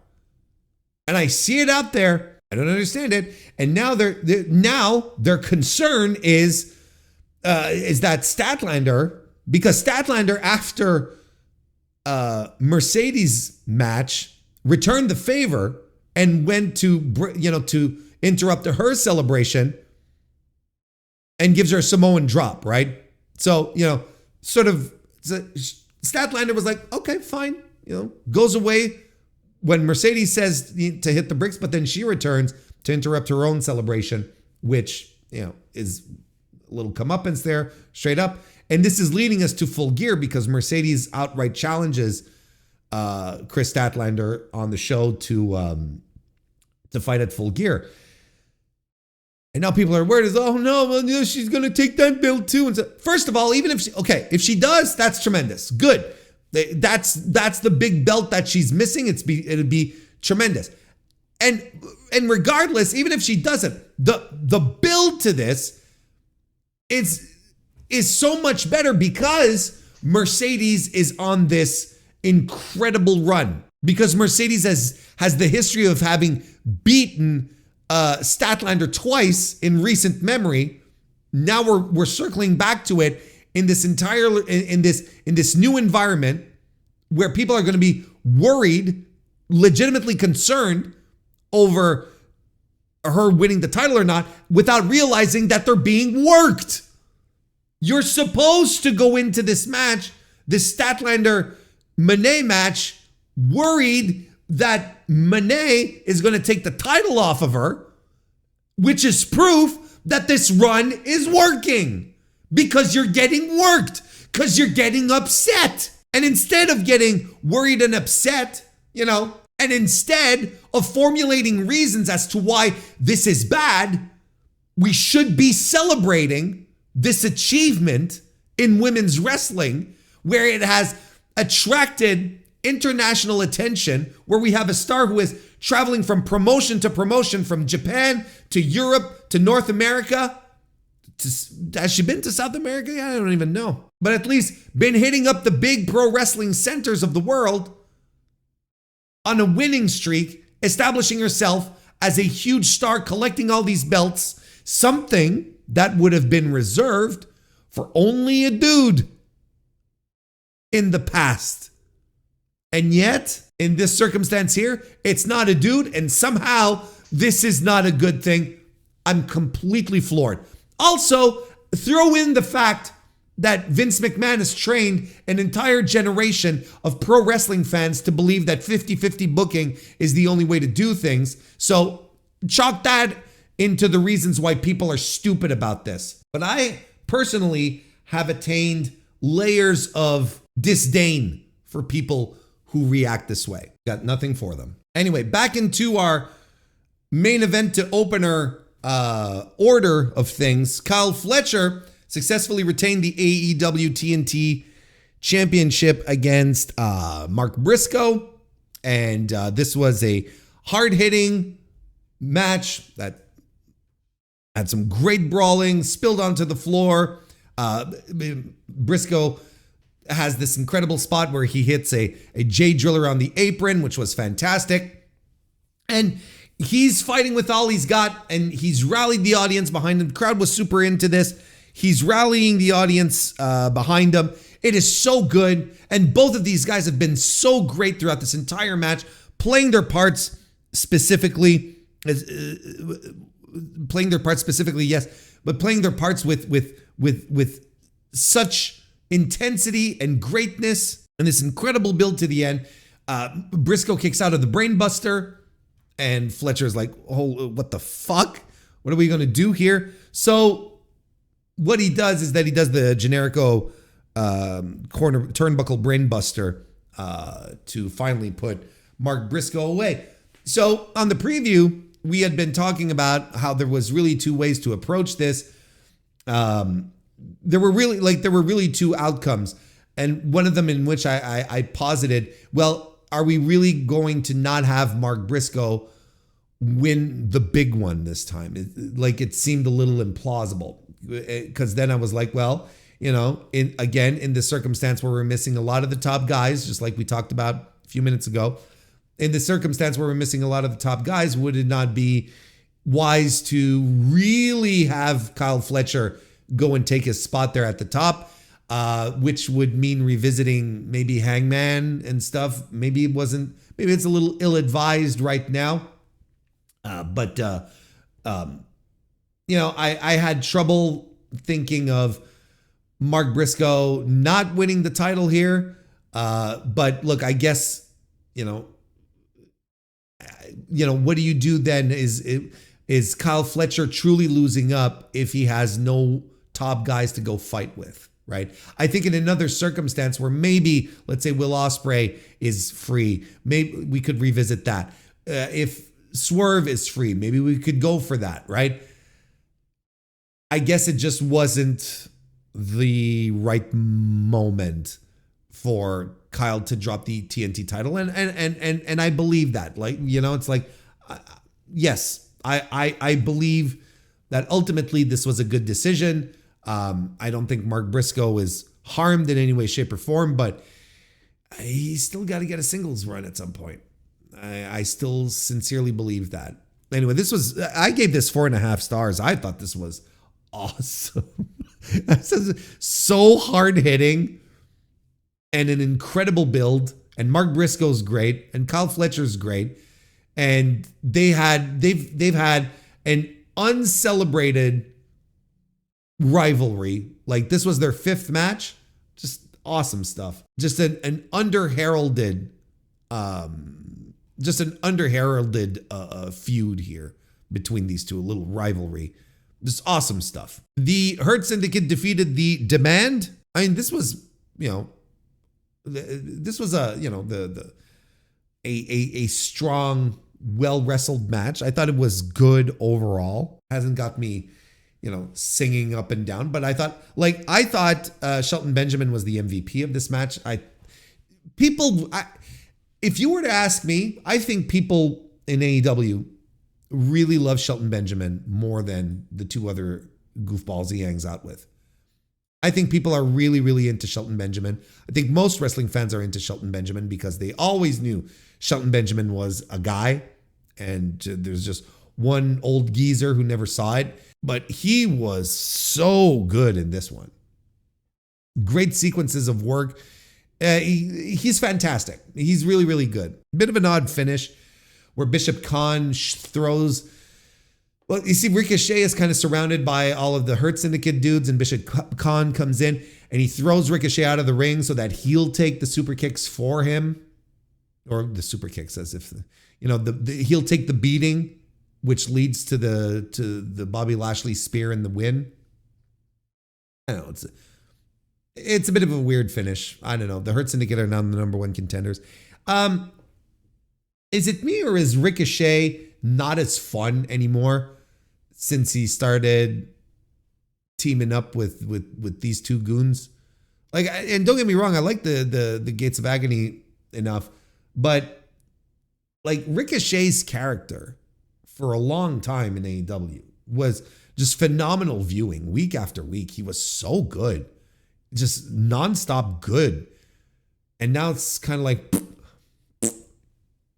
I don't know. It's not as there's something missing. I don't think he's as cool as he was. He's still an excellent worker, but I don't feel like his character, his mannerisms and etc. I don't think it was. I don't think it was as exciting. Anyway, that's it. Maybe a 3.5, maybe 3.5 or something like that. The Jurassic Express defeated the Young Bucks in the $500,000 match. And boy, this fucking rocked, didn't it? as expected, this match absolutely ruled. It was phenomenal stuff. I thought it was just another great look. I expected the Young Bucks and the Jurassic Express to have a really good match, and this is exactly what they delivered. Some extraordinary sequences with Jurassic Express, who feel like they've been wrestling with one of other, like they never stop for the singles run, right? Jack Perry here in this match, he does his best.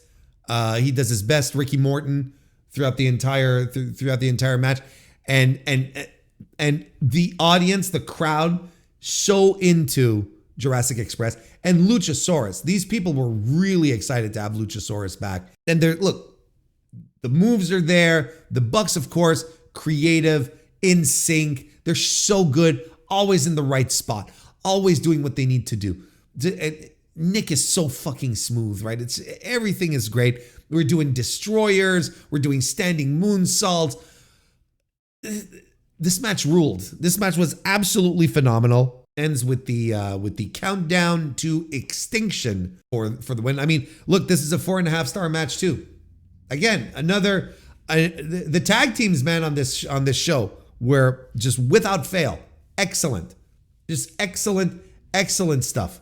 It was a crowd pleaser. It was dynamic. It was sound well put together. And, you know, the Bucks, as much as their antics sometimes are just like, you know, sometimes they annoy me, but not in the good sense. Like there's some antics of the Bucks that annoy me the right way. And I'm like, now we're talking. This is fun. And there's others where it's like, okay, you're losing me here. And, you know, like the whole being broke stuff and the ATM, you know, whatever that was, the login to their bank account screen. Was that what that was? It's like, look, your bank needs to upgrade their software, brother. You know, they're running it on DOS. Like, what are we doing here? You know, I look at all that, and that's the kind of shit where I'm like, this annoys me. I'm not into this. This is, you know, this is not why I like the Young Bucks. But undeniable, every time they hit the ring, they are just phenomenal. And every time this year, 2025, they're in the ring, they're spinning gold. This has been a phenomenal year for them.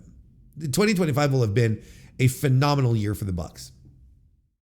And we'll see what happens moving forward with Jurassic Express. But look, hey, this tag team division, it feels great right now. It really, really does feel great.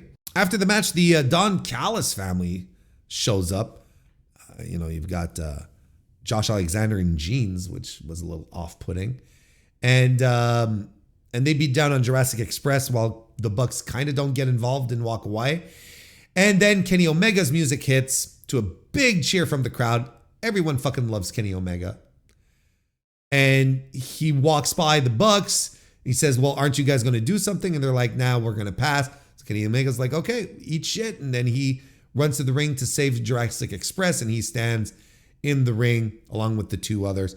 There was a rumor until Kota Ibushi got hurt that Omega and Ibushi were supposed to do a Golden Lovers match against Don Callis guys, which is probably why Omega was used here. And, you know, here's the thing, is like, this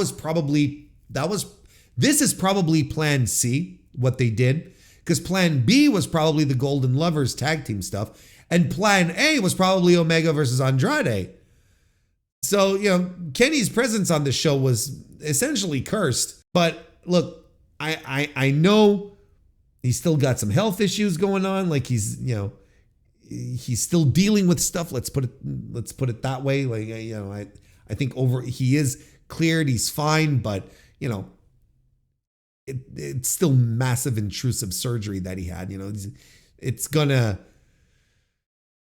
impact Kenny Omega's overall performance moving forward, right? But look, in this time where Omega and and the where, you know, MJF and Ospreay and Swerve are all absent.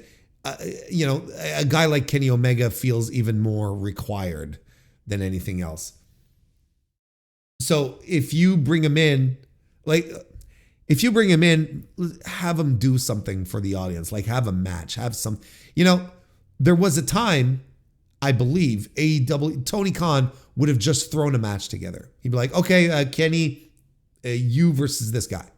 But Tony Khan has been scared shitless so hard about not having stories for his matches anymore, because that's been driven into his skull because he spends too much time on Twitter and listening to the wrong people.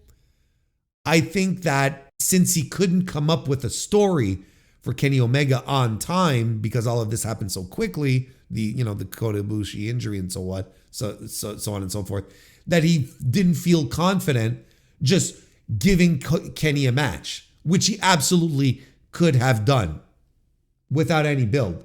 No one would have bitched that Kenny Omega was on the show. But I think there was a time he would have done that, Tony Khan. But that ship has sailed, brother. Jamie Hayter defeated Tekla. Yeah, it was all right. I don't know. I feel like this is a bit of a divisive match. There's a lot of people like, no, man, that rocked. Did it? Like, I thought it was actually, I thought it was a little sloppy. I kind of thought they were a step behind on each other. You know, I don't know. Look, it wasn't terrible again. It wasn't terrible, but it wasn't great. I don't know. I much preferred Statlander versus Storm. This one I felt was underwhelming. I thought there were a lot of spots that a lot of strikes that didn't connect, and this was a match that I would have expected just like both women to go really hard, and instead they were like super duper protecting each other like outrageously. And like, why are we going? Why is the touch so light? I don't know. I wasn't quite into this one, but I think this feud must continue, right? Because Queen Aminata showed up at the end. Like this is going to be somehow tied into the women's blood and guts match, which everyone is thinking is going to happen, right? They're going to do something with this. Yeah. And, you know, I kind of figured Tekla was going to win too. We'll see how this continues to maneuver. But yeah, I thought I thought that we dropped off a really steep cliff here following FTR versus Jet Speed, as we mentioned, that bled in from the pre-show onto the main card, with the crowd just going bananas as, you know, the fireworks are going off, the pyro's going off during the match, and I myself am like, I'm sitting there and going, fuck yeah, this rules. And they just kept cranking and cracking. What a great match this was. 4.25 star for me, but they were just like cranking it up. An incredible action between the two.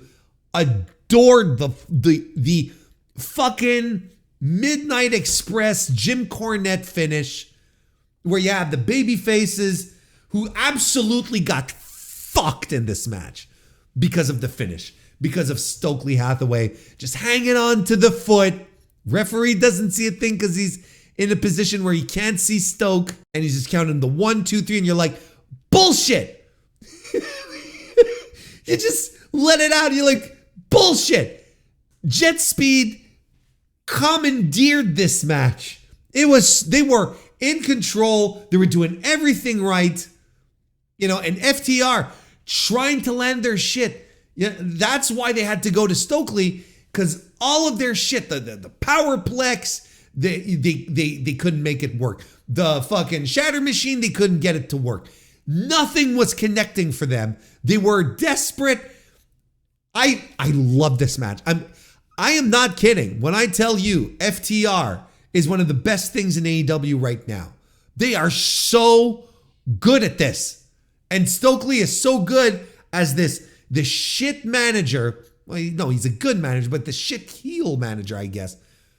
He is so good at this. And once again, you've got Speedball and Kevin Knight, who are just cranking up the volume in these big time matches. Fuck yeah. What great get. Are we going to not take a minute here to look back at, well, not here specifically, but we're getting towards the end of the year, slowly but surely.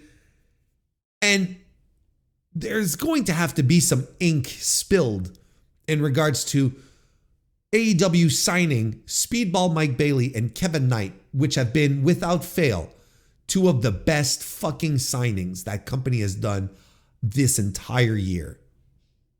Like, no bullshit, no question about it.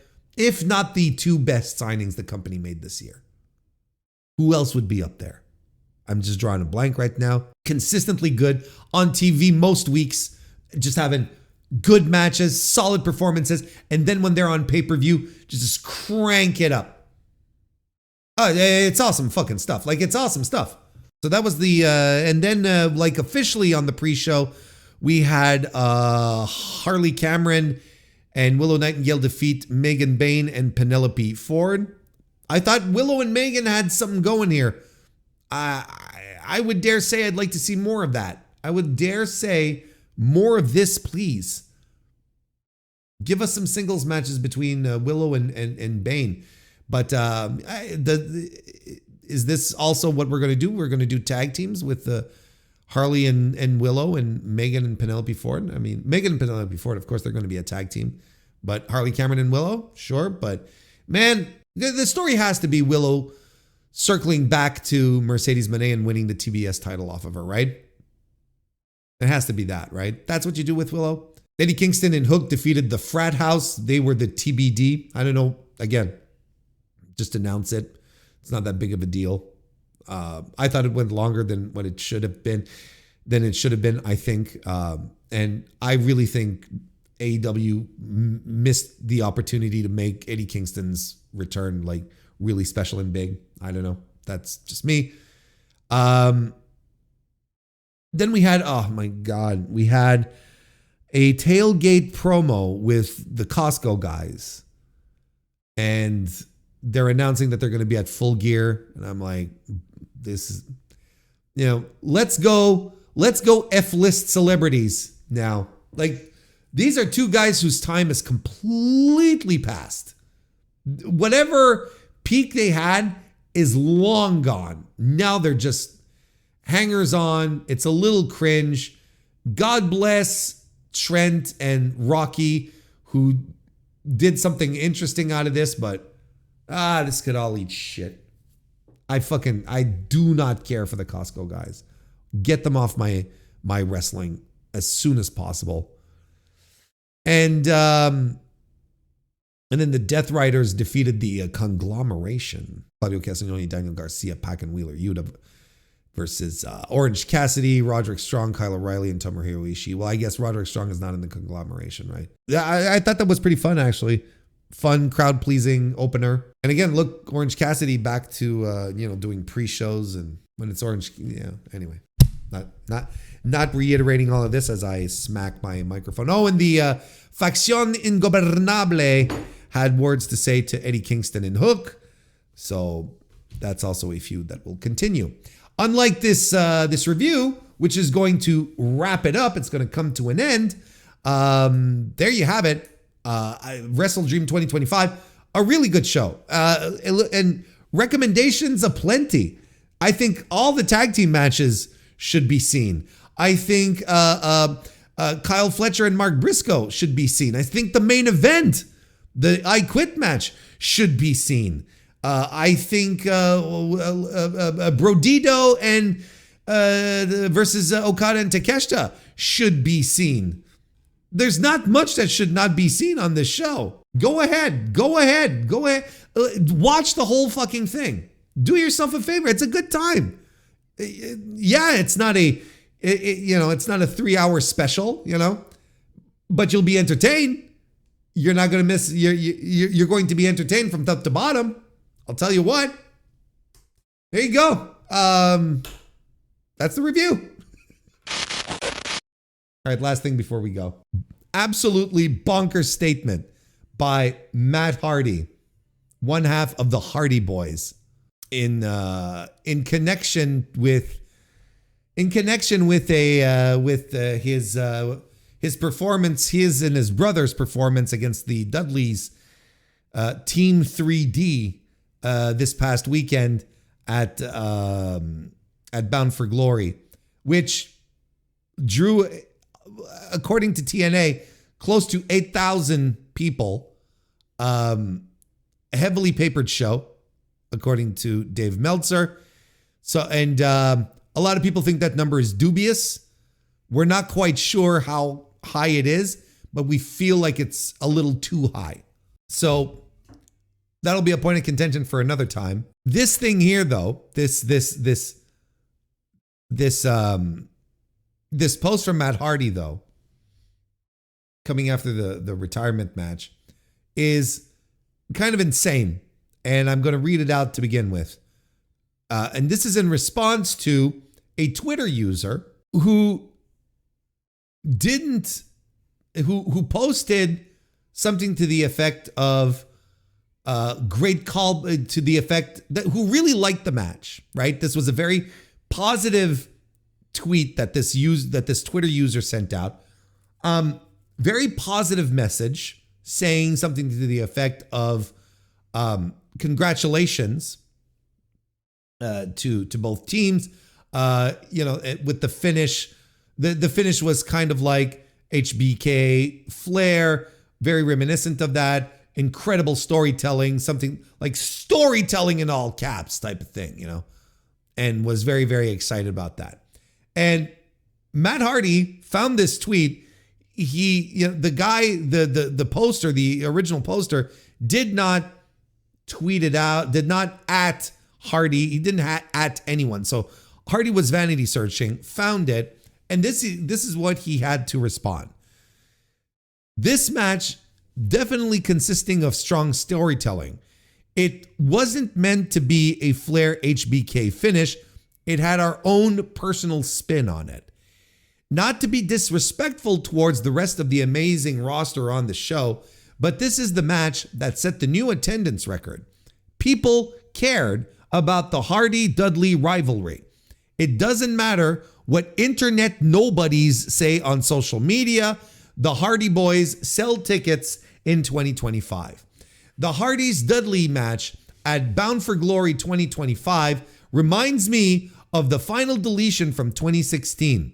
It's initially going to be polarizing, and people will either love it or hate it. As time passes, people will look back at this match as a master class performed by 4 30-year-plus grizzled vets. This match was historic and special. I'm proud of myself, Jeff, Bubba, Ray, and Devon for making magic together one final time. Thank you for the opportunity and platform, TNA. I saved you all the ats because there's no way I was saying at Bully Ray 5150. So, this is an unhinged response from a man who is working for this company to flat out come out and say, the reason why this show drew no disrespect to the locker room is because of us. Now, this is a statement that someone like me is going to make. That a guy or a gal who watches too much wrestling, bought one of these microphones off of Amazon and decided to start a podcast. This is the kind of statement that we can make, that we would probably make. Bound for Glory got 8,000 people into the building. And I would probably argue that, the final match between the Dudleys and the Hardys had a lot to do with it because nostalgia and so on and so forth, right? That's something that we would say. And I'd say that, I would say that because I don't have to go into work, the next day and stare all of the TNA locker room in the eye, whereas Matt Hardy has to do that.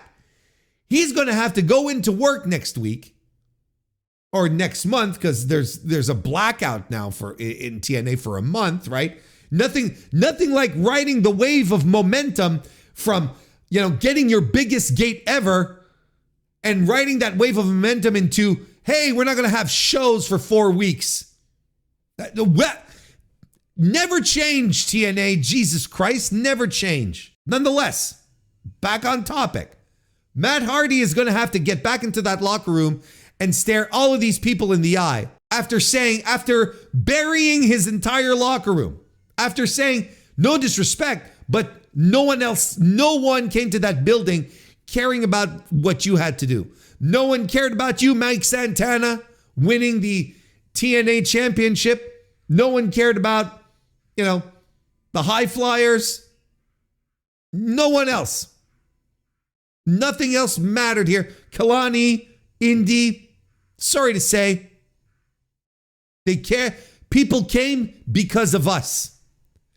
That takes a pair of balls to publicly state that kind of thing and not expect someone in your locker room to get a little pissy about it. And if I'm Mike Santana, a guy who decided that I don't want to be a tag team specialist anymore, I want to be a singles guy. And the company that employs me doesn't believe that I can be a singles guy. So I'm going to leave and I'm going to bet on myself and I'm going to reinvent myself as a singles guy. And he successfully did that. Do you think that guy is going to listen to these comments here? He's going to read those comments, and be like, he's right. No one cared about what I had to do there in my championship, No, of course not. It's an unhinged thing to say when you work in that environment. Just bonkers. There are people who are going to take it as disrespect. Not to be disrespectful. Too late, brother.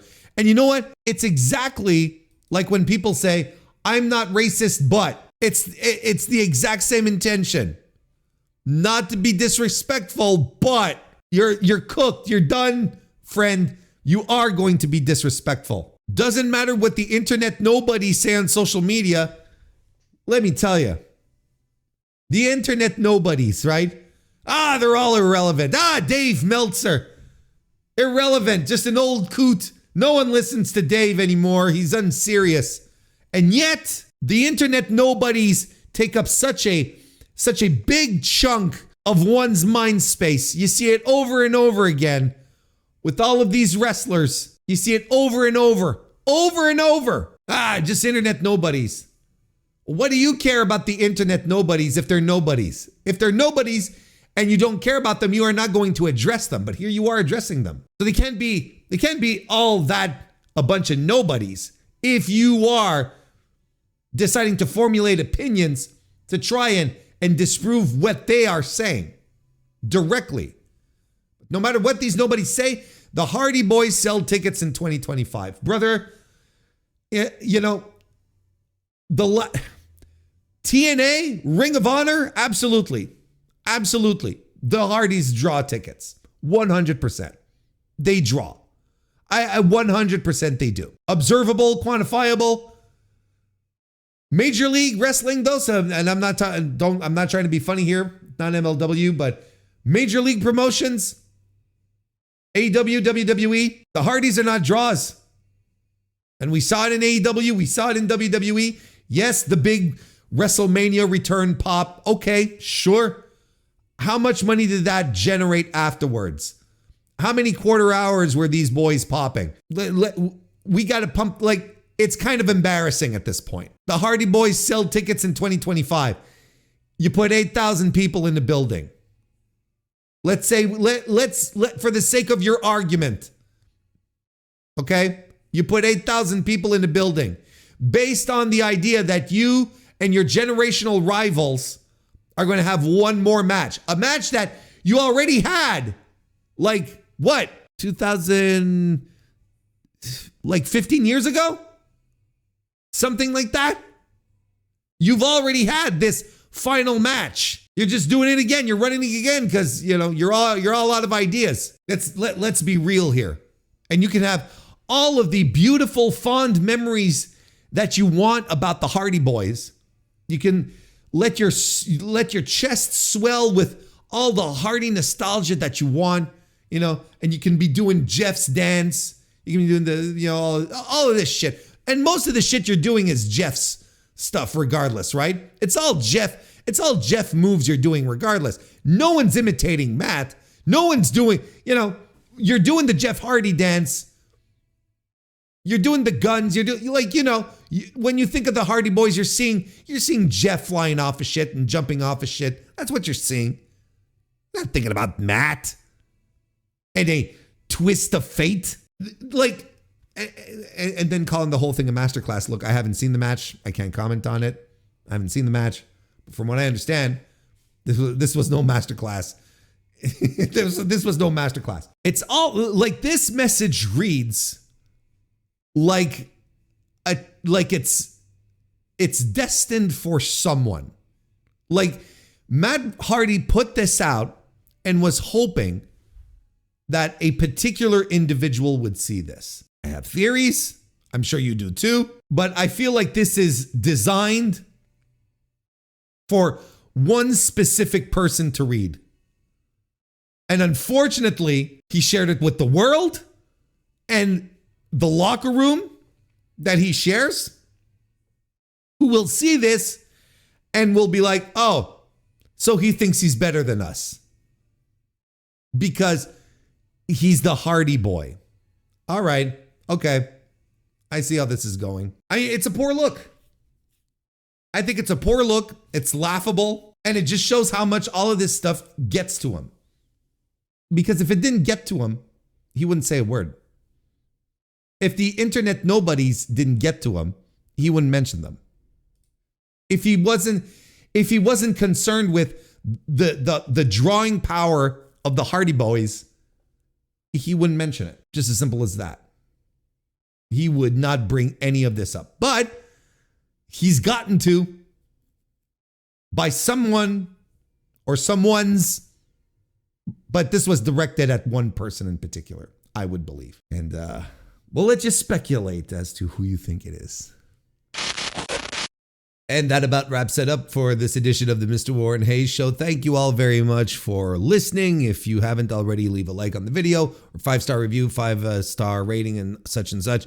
I hopefully will be back Thursday to do the Dynamite review and to stream as well. Hopefully, I'm crossing my fingers. Hopefully everything will be back to normal. I really do hope so because this sucks, just to be clear. Just keep an eye on the community tab on YouTube or on Blue Sky, where you can follow me on MrWarrenHayes.show, or just join the Mr. Warren Hayes Show Discord, and I'll keep you updated on all the comings and goings there. In the meantime, I hope you have a great rest of your week. Thank you very much for listening. Go watch some Randy Orton and get back to me, and I'll see you next time.